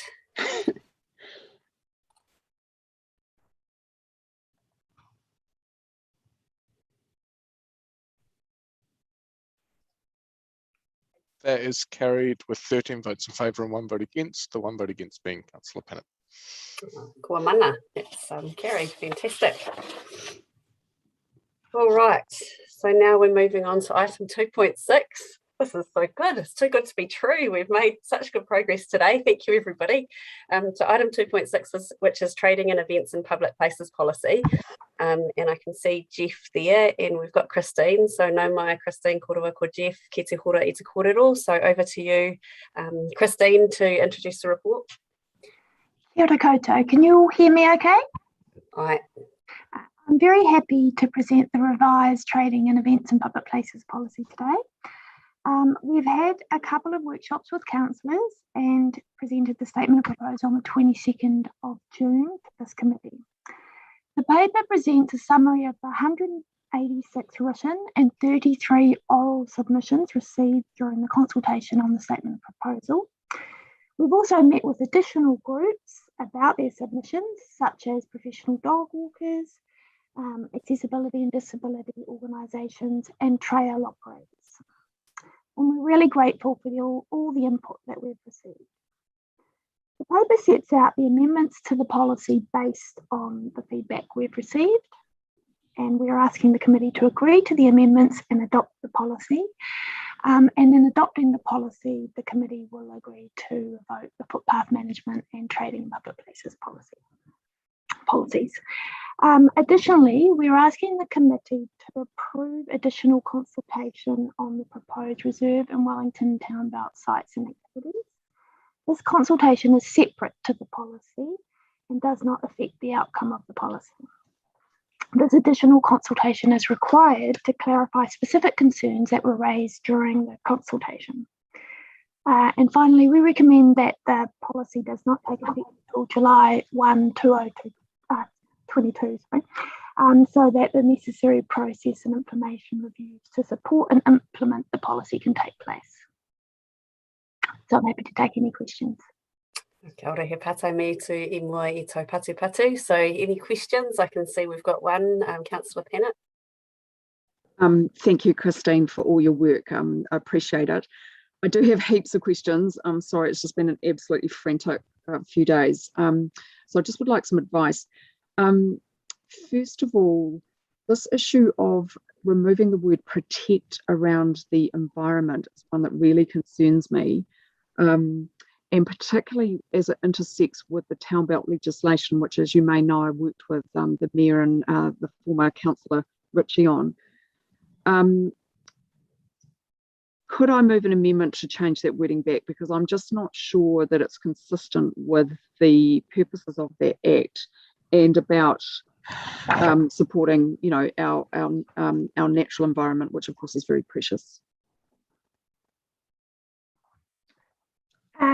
So in response, you know, I have written the rationale for why it was changed, just that we did receive some input from a variety of internal teams suggesting that trading and event activity can't actually protect the environment, but it can recognise and support those environments. So what happens when they clash? Because this is the problem that some submitters have raised, is that this is not, you know, the natural environment isn't its primary purpose is not a trading environment, and it's not a footpath. So how are those policy imperatives interpreted? So under the guiding principles, you'll see under 6B that the impacts of those environments are a key consideration for whether or not we would approve any activity to occur. And there is always, under every single management plan for all those sites, there are considerations and provisions for protecting the natural environment. So to answer your question, it wouldn't get approved in the first place if the activity was deemed to have a significant impact. Can I just go on to another question, completely different area? The street fundraisers, which I do have some concerns about. So I was a bit unclear about your wording. They're not able to pursue you, i.e. walk down the street after you, but they're still able to solicit? They're still able to wave out and get your attention, but they can't stand in front of you or obstruct you in any way. Okay, and would there be any legal barrier to stopping them, even just calling out to people? From my understanding, there wouldn't be any legal barrier. And that is something that I put forward to the PFRA, and they assured me that their current rules and code of conduct and their current ways of managing face-to-face fundraisers was sufficient enough to not obstruct the public. Okay, but they consider it fine for people to ask for money. They consider that as within the bounds of, good behaviour when you're just walking down the street. Yes. Yeah, okay. And just the last question for now. I'm really concerned about the town belt issues. And I'm just a bit unclear about why you're going out for a whole lot of extra consultation and whether it was actually consistent with the Act.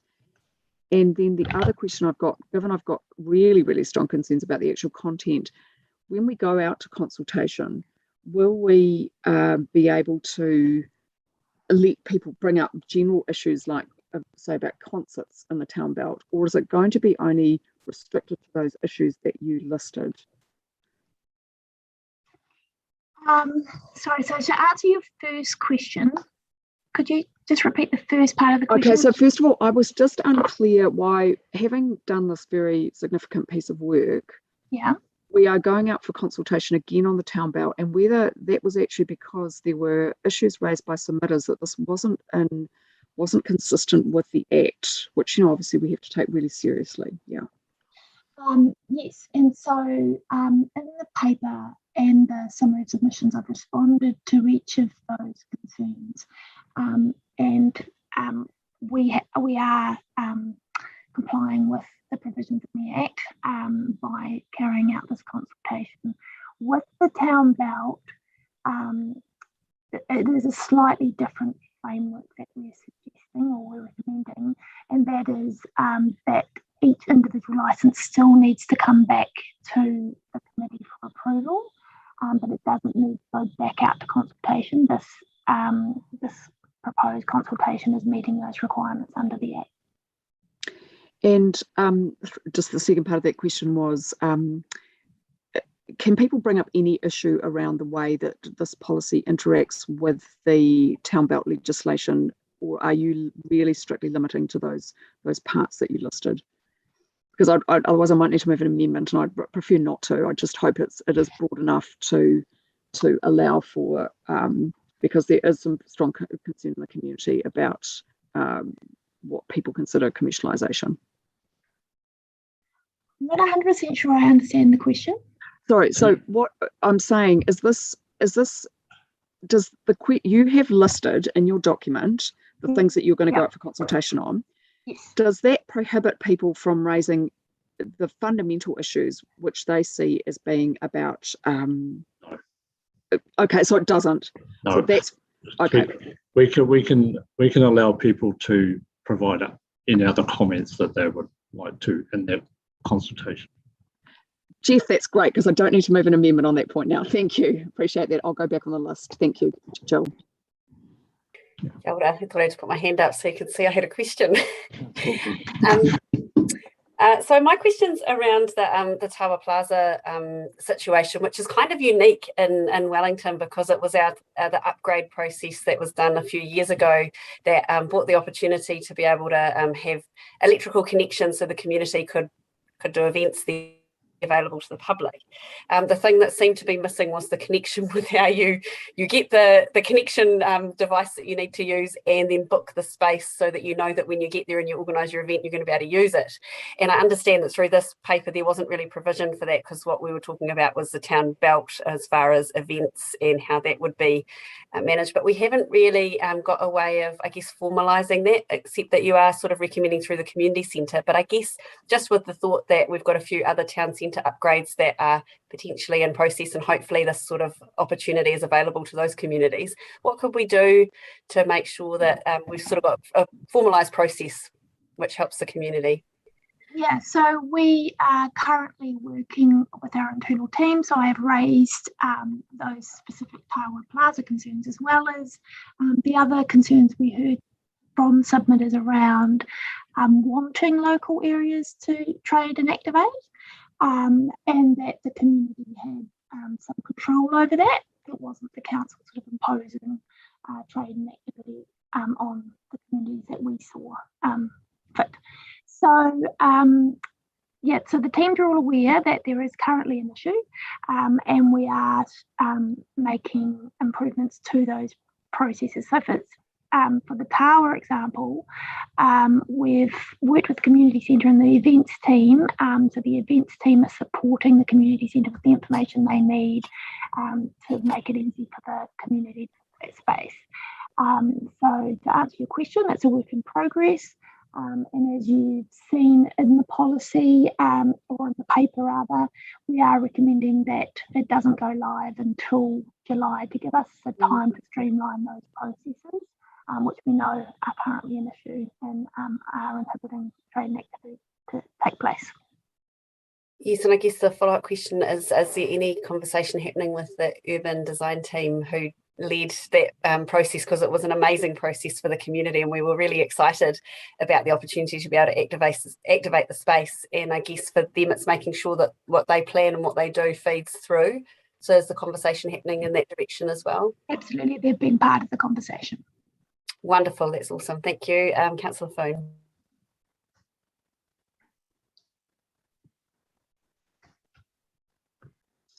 Kia ora, and thank you for the mahi, Christine. And yes, quite broad. But my question really is around the clearways next to buildings and accessibility best practice, and then having cafes with seating outside under verandas.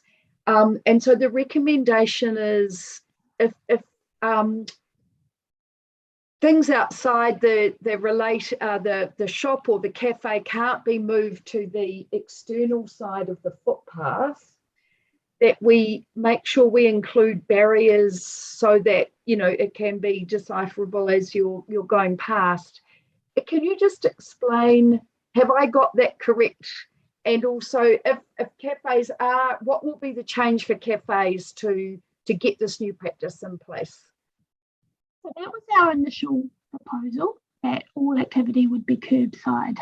So through the consultation process, we've discovered that will present difficulties for many operators for a huge variety of reasons.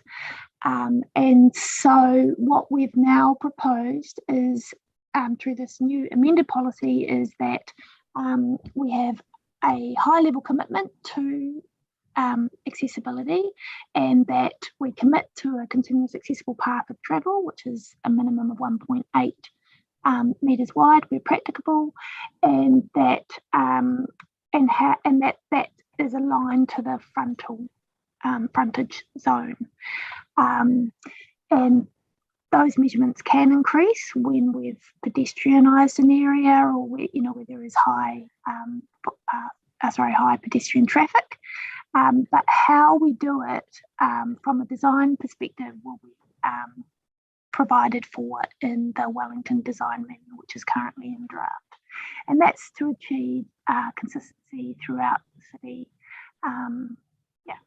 Does that answer your question? So we've taken away that requirement around barriers and what they look like, and that will be taken care of in the Wellington design manual. Great. Kind of just opens up a whole new lot of questions, but I'll go back on the list. Thank you. Kia ora, Councillor Pennant. Thank you. Yeah, so I actually wanted to follow on from Councillor Foon on the cafe issue. I feel very conflicted there, obviously, because I very much heard the views of the disabled community. Very, very important that we meet their needs. They, to remove all barriers. But I guess I just worried about what it would do to other people sitting on the pavement. So given I believe that we must adhere to disabled people's rights, I'm just wondering then, does that mean that the council would be more open to getting rid of more car spaces, so there's actually more room for people, everyone who has a need to move around? Because there was in the consultation people talking about car-free zones. Yeah, absolutely, and that's something that we are supporting and actively looking into. Faz, is there anything? I see Faz is here on the call. Is there anything you need to add to that? Kia ora, councillors. Yes, we are investigating both the two different ideas. One is the parklets, which is allocating one a specific car park to a business or to public for outdoor sitting and outdoor dining. The other idea is the car-free zones, which means closing off a street for a number of basically businesses to put chairs and tables outside. So we are investigating both ideas to see what are the possibilities, what are the options, and also it caused disruption to some of the businesses in terms of servicing. So we are kind of investigating all of that to see what we can do to support the businesses, also making sure we have real measures for accessibility. Great. Okay, that's awesome, Faz. And I'm sure some of us will follow up with you about that. Jeff and Christine, can I just ask you, in terms of sex worker rights, so as I understand it, the Prostitutes Collective is happy with this, but I just want to make sure that this will not put any barriers up to workers.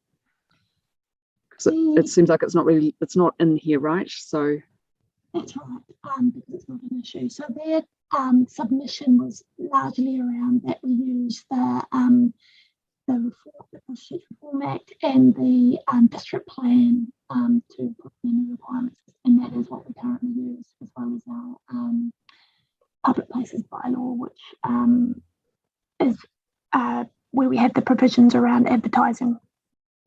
Okay, so it's not covered under this policy, but if it did become an issue ever in the future, then the policy would be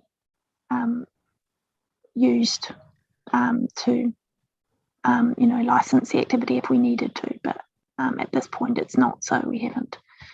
Not sure about licensing. That opens up a whole lot of issues. Sorry. Yeah. The next question I had was around accessibility. So we obviously just talked about the issue of access to cafes and shops. I guess what is the best mechanism to make sure that we do improve our accessibility to open spaces for disabled people? Is it the district plan? Is it a code of practice? How are we actually going to make it happen so that, for example, when we do have open green spaces, it is genuinely as accessible as possible? This policy is only to do with activities on those sites, as you know. So the actual, some of the submissions were talking about how we groom our tracks and how we build our tracks so that they are accessible, but this policy doesn't cover that. So I've passed on that information to our PSR team.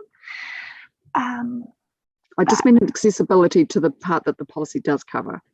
Right, and so what we've heard is a lot to do with information giving and signage and ensuring accessible events. And so you'll know, because it's covered in the policy, that the events team have got some information around how to make sure that events are accessible, and they'll be working with any operators to make sure they understand those guidelines. Okay, just last question, just around the public space prioritising. I've got some quite strong concerns around that. So, sorry, just to clarify, that is in the manual that you're looking at? Yes, Councillor Panner, that will be in the manual. So anything around the design of public spaces and how it will look like, those the physical aspects of design of public space will be in Wellington Design Manual. And probably to some extent answering to your last question, accessibility is probably one of the first priorities of that design manual, to make sure that the design of new public spaces are accessible as possible. And we won't sign off on that manual? Yes, you will. Oh, we will? Oh, great. We will talk to you probably a lot. We just started working on that project. Oh, that's absolutely brilliant. And Councillor Day, I'm sorry, it just has been an absolutely frantic week. I will just send an amendment through about protecting the natural environment, just changing that wording. So I'm very sorry that it's late, but it just has been tricky. Thank you. Deputy Mayor Free. Yeah, I guess, Buzz, it was reassuring what you said about, a lot of things about looking after accessibility on footpaths. But I guess, sorry, apologies if you've already explained this, But can you explain to me how you're going to manage the situation? And I know it occurs where there's a lot of clutter on the footpath, and it might suit able-bodied people, but actually it's a real barrier to less able-bodied people. And how will you actually manage it when we get complaints? Because we will get, sometimes we will get complaints. Christine, please jump in if you need to, but we had a lot of discussions around this issue, and one of the reasons that we took out some of the measurements from this specific policy is that because of the complexity of the number of interests and number of objects that we have on the road reserve, and what we have decided basically this week is that we're going to do a survey of all the central city, basically footpaths. We don't know exactly what are the average widths of the footpaths. So how much space can we allocate to different users? So we're going to do a bit of a study around that to see what is the evidence, what are the exact issues that we're dealing with. And then Wellington Design Manual potentially can have two different approach, basically high-level principles in terms of dealing with different objects or basically clutter, and also places specific. For example, Golden Mile can be treated differently to Cuba Street, to Willis Street. We are investigating these different approaches exactly because what you mentioned, the complexity of the issue that we deal with. Okay, that's good. I'm glad there's been some thought given to it. Yeah. And that we will have some, good guidelines so that we can make decisions. If things are not acceptable, we'll actually have some grounds to insist on some changes. Absolutely. Thank you. Councillor Phone.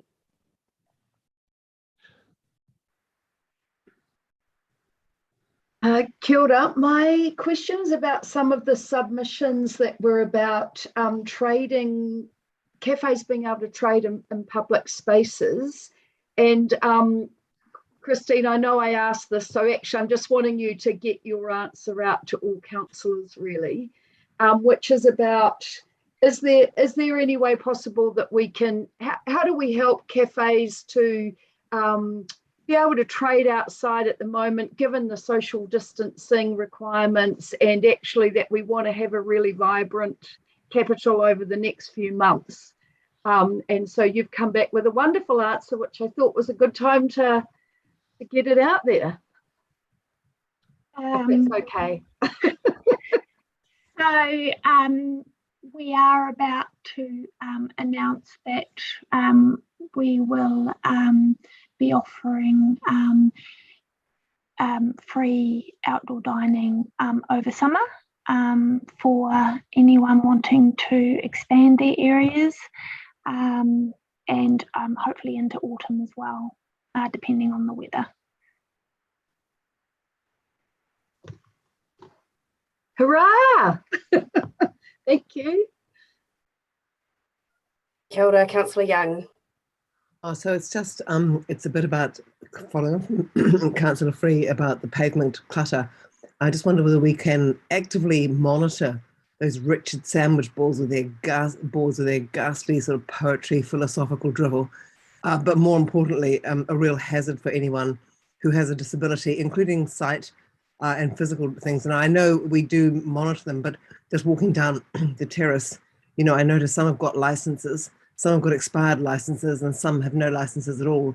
So I just wonder whether we could perhaps increase the fees and use that fee to send out billboard vigilantes, preferably with a cloth to wipe off that drivel. So you'll be pleased to know that we are actively reviewing the sandwich boards and looking at the ones that are unlicensed and non-compliant. But as you've alluded to, that it does take a lot of resource. So we are actively doing it now. And as you've seen, and we're recommending that we're not making the policy live until July, and that will give us the opportunity to look at our resourcing around the compliance, which is another issue that submitters raised. Christine, thank you. And thank you for all the work you've done. I mean, it's been really fantastic and I appreciate it. So just so you know, because councillors that we're so busy thinking about ourselves, we don't always think about you. So thank you. Kia ora. So it looks like we've got to the end of our part. So I thank you so much, Christine, for answering all of those questions. Really appreciate it. You've become an expert in many things through this process, we can see. So now we will move into the debate of the paper. Just to give you all a heads up, we've got half an hour till, oh no, we've actually got an hour till we're meant to be finishing. I'm hopeful that we can get it done in that hour and be really efficient. So I really encourage people only to share the very minimum of what you need to share to get your point across. So to speed things up, I am going to move this paper and I don't need to say too much about it, except I do really want to acknowledge Christine and the team for the mahi that they have done on it. I think it just shows the broad range of questions that we've asked, how far-reaching this policy is, and as I said, you know, Christine clearly has become an expert and is also reaching into many parts of council, which is really exciting, building relationships and bringing things together. And I can see that through the question that I asked around the Tawa Plaza, which is one little issue, but it is about making sure that when we plan things, we connect the dots and we make sure that what we plan and implement can actually be used by the community. And it's good to make sure that you have processes that can bring that together. I want to acknowledge the submitters who came and spoke with us and those who came today. So yeah, thank you very much for your feedback. It isn't always easy to be able to make it work for everybody, but it's encouraging to see that we've got another process to work through with the community around the green belt, just to make sure that we're getting that right for the community and for the environment. And really want to just acknowledge the work you've done, Christine, on the accessibility section and also around the waste management inclusion. And we have, I am fine with including Councillor Foon's amendments, which I'll let you speak to, Councillor Foon. And if you want to explain those in more detail so that people understand what they're agreeing to, but I think it makes sense to put it in the substantive given that they are officer supported. So I'll now call for someone to second the paper. Thank you, Councillor Matthews, you can second. And over to you. Kia ora koutou. I've been very quiet today, so if we finish early, and you can thank me on Thursday for when you don't have to be at another meeting. I just want to thank again Christine and the team for, and particularly Christine, I think, for the very skillful way that you've taken on board community concerns and incorporated them into the paper, while still kind of meeting our objectives as a council. And so I really appreciate that. And particularly, I want to talk about the accessibility issues and the way that you, and actually, I've seen a real transformation, I think, in the way that council is in incorporating the views of disabled people in the policies and strategies we have coming before us. And Christine, you've really led that work and shown as an example of how important that is, and definitely other officers, I think, with our Hotini and other work that's happening, we're really seeing how kind of deep that is. And I guess I just wanted to also, given some of the questions that Councillor Pannett was asking, that the work is actually becoming quite deeply embedded throughout council. That, for example, you had a question around other public spaces, that we are starting a process of accessibility audits, where we have someone who has kind of developed an app and we're using it to monitor how, different areas of the city, how accessible they are, what are the barriers, and then, working to address that. We're doing things with the footpaths and roading team about really building back better and increasing our accessibility of our footpaths every time we do maintenance and renewal work. And I just also want to pay tribute to our Senior Accessibility Advisor, Melissa Wells, who's now permanent at council. I'm really happy that role is now permanent, but Melissa has been doing a great job working alongside the community and AAG to lift the game of the whole organisation when it comes to disabled people. And I'm really thrilled with the work that she's doing, and we will see there's a charter that's kind of working its way internally through officers, an accessibility charter which really locks down our commitment and work in these areas, and that will be followed by an action plan that will come to us. So I think a lot has been happening and may not be visible to all councillors at this point, but I think we're doing some transformational work in terms of our responsiveness to disabled people. So yeah, sorry, just wanted to focus on that, but in particular, thank you very much. Kia ora. It looks like Councillor Foon, you're up next.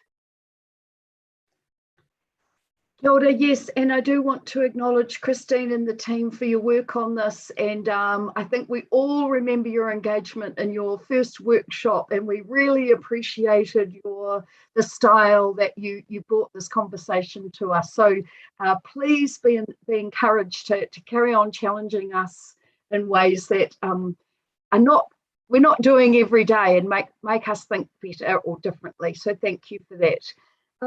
This has been an amazing paper to go through, and I think for me particularly around the trading aspect, and just in regard to the amendments that Councillor Day has kindly included in the substantive. Really what they are doing is strengthening the work. Thank you, Sean, for bringing those up. That was feedback from the community, and I think that they understand that the being able to trade outside of an established retail environment is something we all appreciate. But I think we all know that the waste that's accumulated alongside that trading is not welcomed. And actually, with the commitments we've got ahead of us, if anything, we've really got an opportunity to rebuild different systems, particularly one that Council Young has been after. So when you go to Europe, lovely town, I can't remember, in Germany somewhere, you can go and all of your takeaway containers are a reusable set that even perhaps the city owns. And so by prioritising reusables at these trading places, we're actually building the kaupapa of making Wellington the quirky town that we are, and we can really get some creativity around that. So when we say to traders that are applying for licenses, that's what we're prioritising, that's the message we're sending. But actually these messages are also alongside our waste minimisation bylaw and our events packaging event guide that we have put out in the last few years. So I hope that does make it clear. The last one is really an extra requirement on the list of requirements as to why someone may not get approval for being able to trade outside. I hope I've got that correct. And that is if the activity is having a negative environmental impact. And so for me, that would be if I had a caravan or a stand and I was producing a whole lot of waste which was flying into the ocean, it was on the waterfront, that would qualify the business for not being able to trade. So I think it's really important that we set down some rules. Sometimes it feels like the chicken is coming before the egg, but actually that's just the way we have to do it to start changing behaviour. So I also just wanted to acknowledge the feedback from some of our the submissions, and I think over the weekend it really, and after the conversations around the Golden Mile, it really made me want to get bolder around creating a car-free central city. And that is when I think about Cuba Duper coming up to Christmas, that's the vibe I want to see in our city. I want to be lured by people being able to trade out in the open, by being able to stop and use that space for people and open up our streets for people. So I'm really excited by what's to come for the week. We'll keep it quiet because I understand there's an official announcement, but actually I really want us to challenge what our city looks like over, sorry. Okay. Just challenge what our city can look like and the vibrancy, but actually we need that space, and the cars are not letting us as pedestrians enjoy all of the spaces that we could be. So just think about Cuba Duper vibes before Christmas, and I'll see you down there relaxing and enjoying all the great things our city has to offer. Thank you. Kia ora. Kia ora, Councillor Pennant. Thank you, and I will try to keep this brief, although this is an enormous paper with so many issues.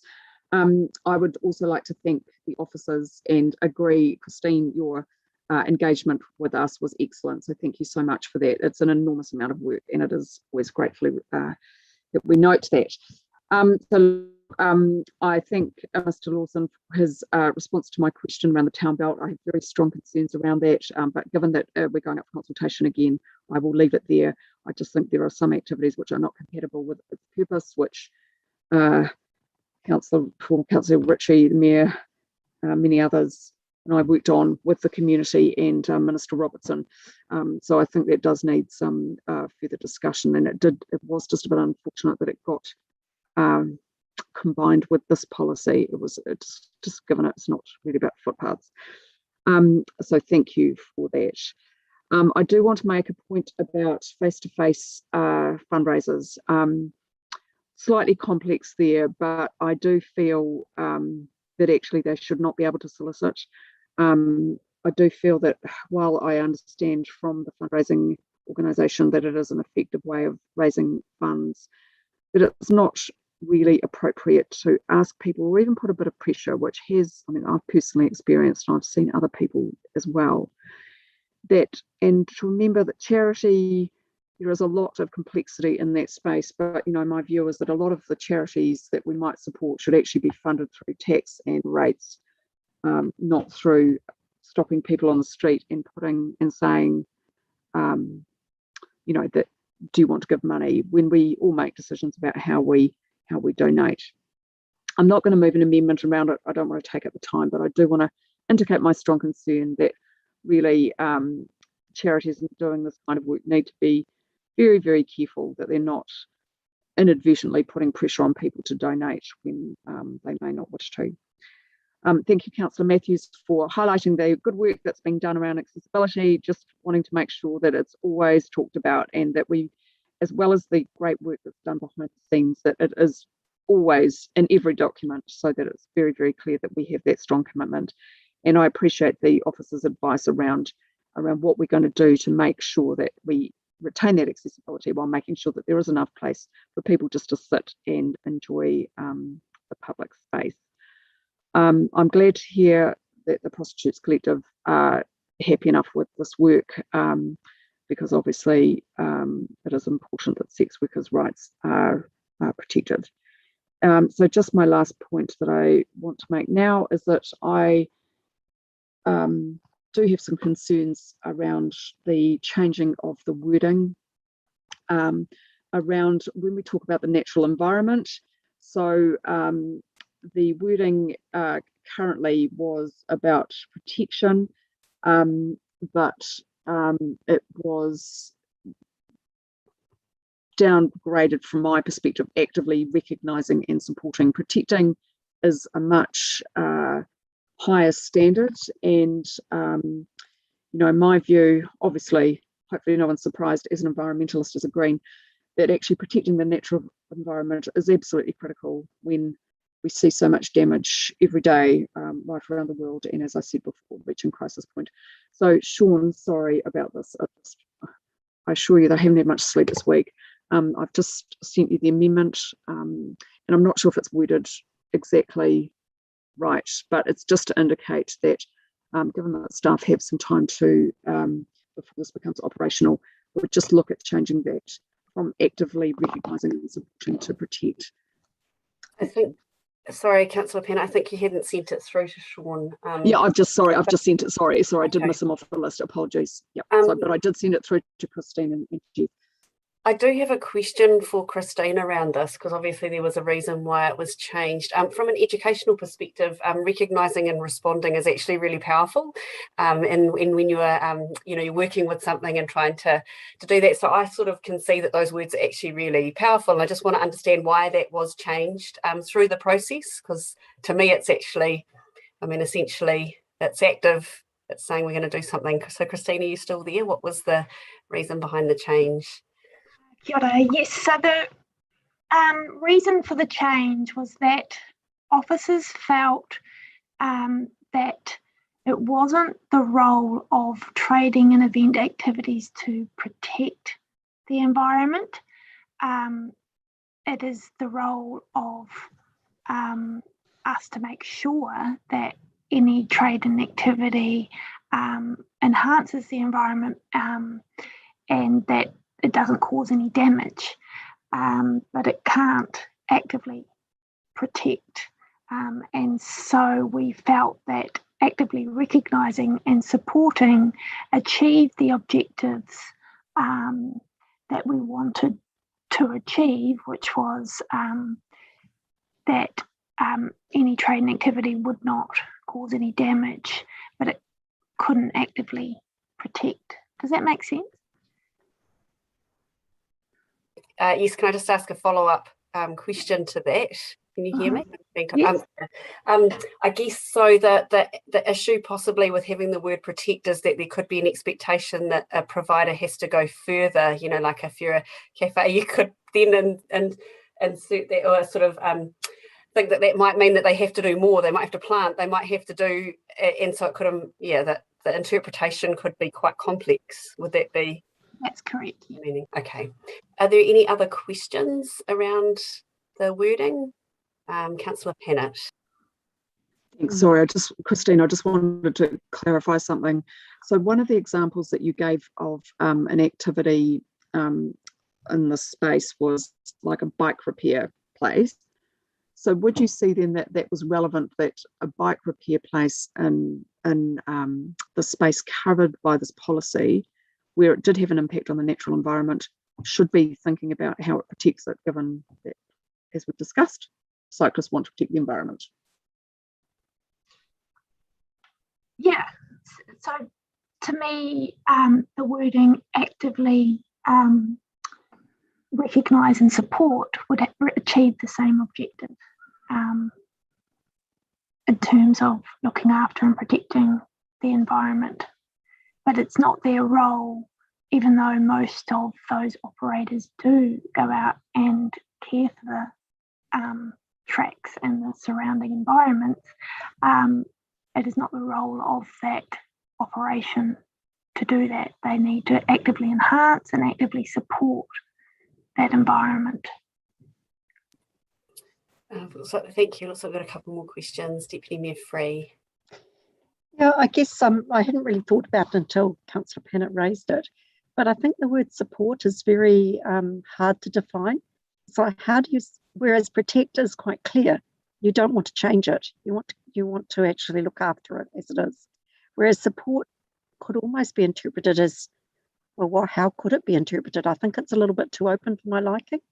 So, somebody could think they were supporting it by changing it, but making it more beautiful in their own eyes. Is this a question? I guess I am asking for what does support mean?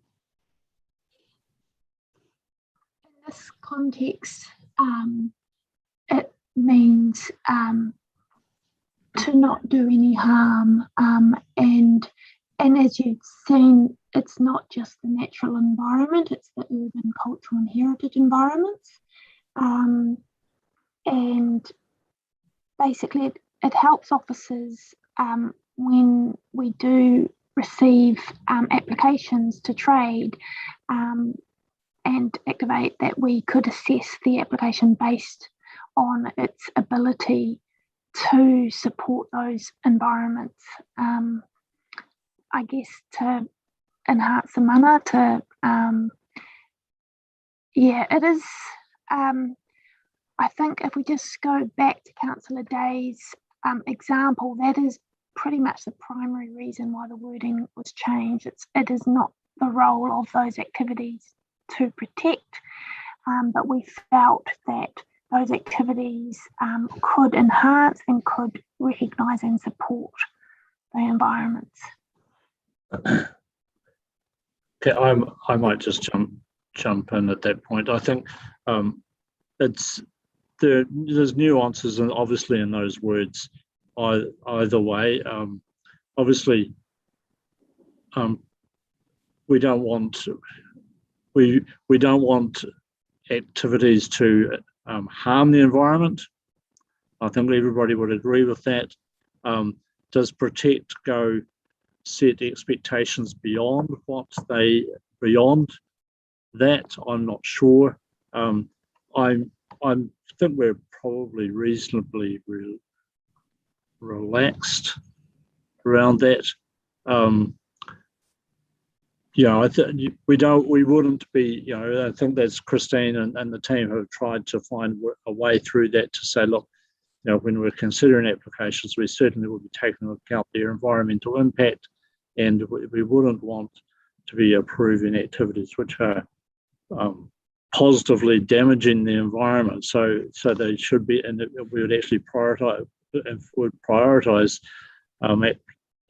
activities that enhance the environment rather than, and so there is those two sides of it now.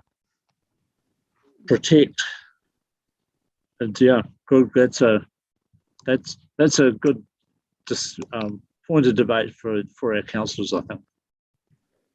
Yes, Councillor Matthews. Sorry, Councillor Matthews. I think it's a question. I guess, I think we are probably getting into semantics, but I guess it's, for me, the differentiation is maybe about what the role of different things are. So council has an overall obligation and commitment to protecting the environment, but this policy is not the tool through which we do that, or, is that kind of the difference, really? That, because trading in itself is not a protective activity. It's, but we use the policy to make sure that the environment is, sorry.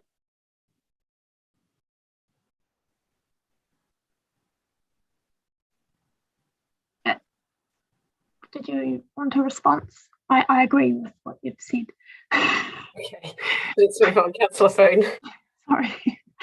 So mine might be taking a break time, but I wondered if Councillor Pennant would like some help with that wording to say exactly what Councillor Matthews has said, that if the businesses or the traders are being asked to actively recognise and enhance or support, knowing that council to protect, or we all take responsibility to protect. So it was actually is there a way we could bring the two together to strengthen it? If Councillor Pennant was open to that. Councillor Fern, I'm always happy to try and work together with my colleagues. I guess just for me, the word protect has got a statutory effect. It is a higher level, and so that's probably why I'm dancing on the head might seem to some people dancing on the head of a pin. Councillor Day, I know I'll be trying your patience, but even if we could have a 5-minute adjournment, I could just see if I could work something out with Councillor Matthews and. To be fair, I'm kind of at the point of going, we're dancing on the head of a pin. We get what you're saying. I'm quite happy just to move on with your amendment as it is. Okay, all right, okay. The conversation I'm hearing, I think people will be comfortable, but I do think probably we need to think about whether we really need to do these things and what the difference will make down the line. Are we able to take a 10-minute break anyway? Just we're going since 1 o'clock. We could. We're nearly finished, and I do want to make sure we're finished by 3:30. Otherwise, we have to go through another process. Is there any other debate on this amendment? And then was there any further debate after that? Is probably the question. No, so it's probably worth just finishing because we've probably only got about 4 or so minutes to go. So, Councillor Pennant, did you need a right of reply to that, where you can sort of hear where you're? Yeah, I hear where my colleagues are coming from. That's fine, but I just do want to. We are in a mess globally because we have failed to protect the environment. So I just ask your support to make sure that it's clear to everyone that everyone has a responsibility, whether you're a business owner, an individual, or a family. Kia ora. Are we accepting the amendment? We'll just vote on the amendment. Councillor Day, Okay, I don't think the amendment has been formally seconded. Yes, no, I was going to second it. Deputy Mayor said she was seconding. Yeah. Thank you.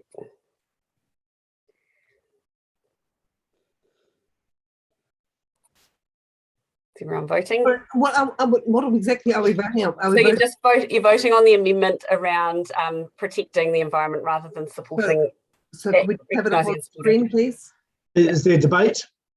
Well, we've just been debating, Councillor Rush. No, I thought you've been trying to do some wordsmithing. Oh no, we don't want any debate. We're sick of it. We just want to finish it. I want debate. I was going to debate on your own. I'm going to read the room.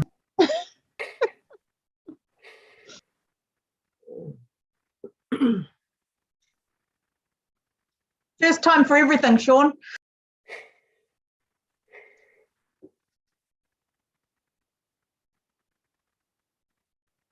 That is carried with 10 votes in favour and 3 against. Councillors Young, Calvert and Rush against. Councillor Day, I wouldn't have taken up so much time. I thought no one was going to support me. All right, so we got there. Oh no, sorry, we've got to go to the main motion. I'm assuming there wasn't any more debate because no one indicated they had any to the. Didn't read that room right, Rebecca. So in that case, me putsi, let's vote. Again, can we have it up on the screen, please? Just give me a second to merge the amendment into the motion. Thank you, Sean. Not Rush.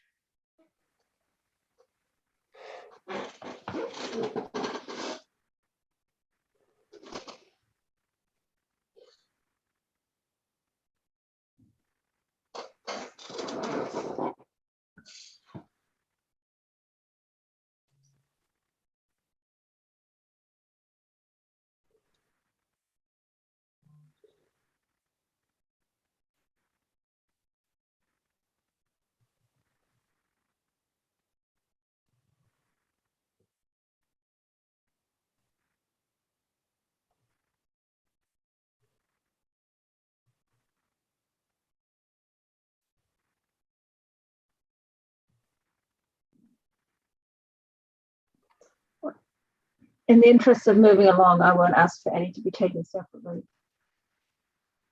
Okay, thank you.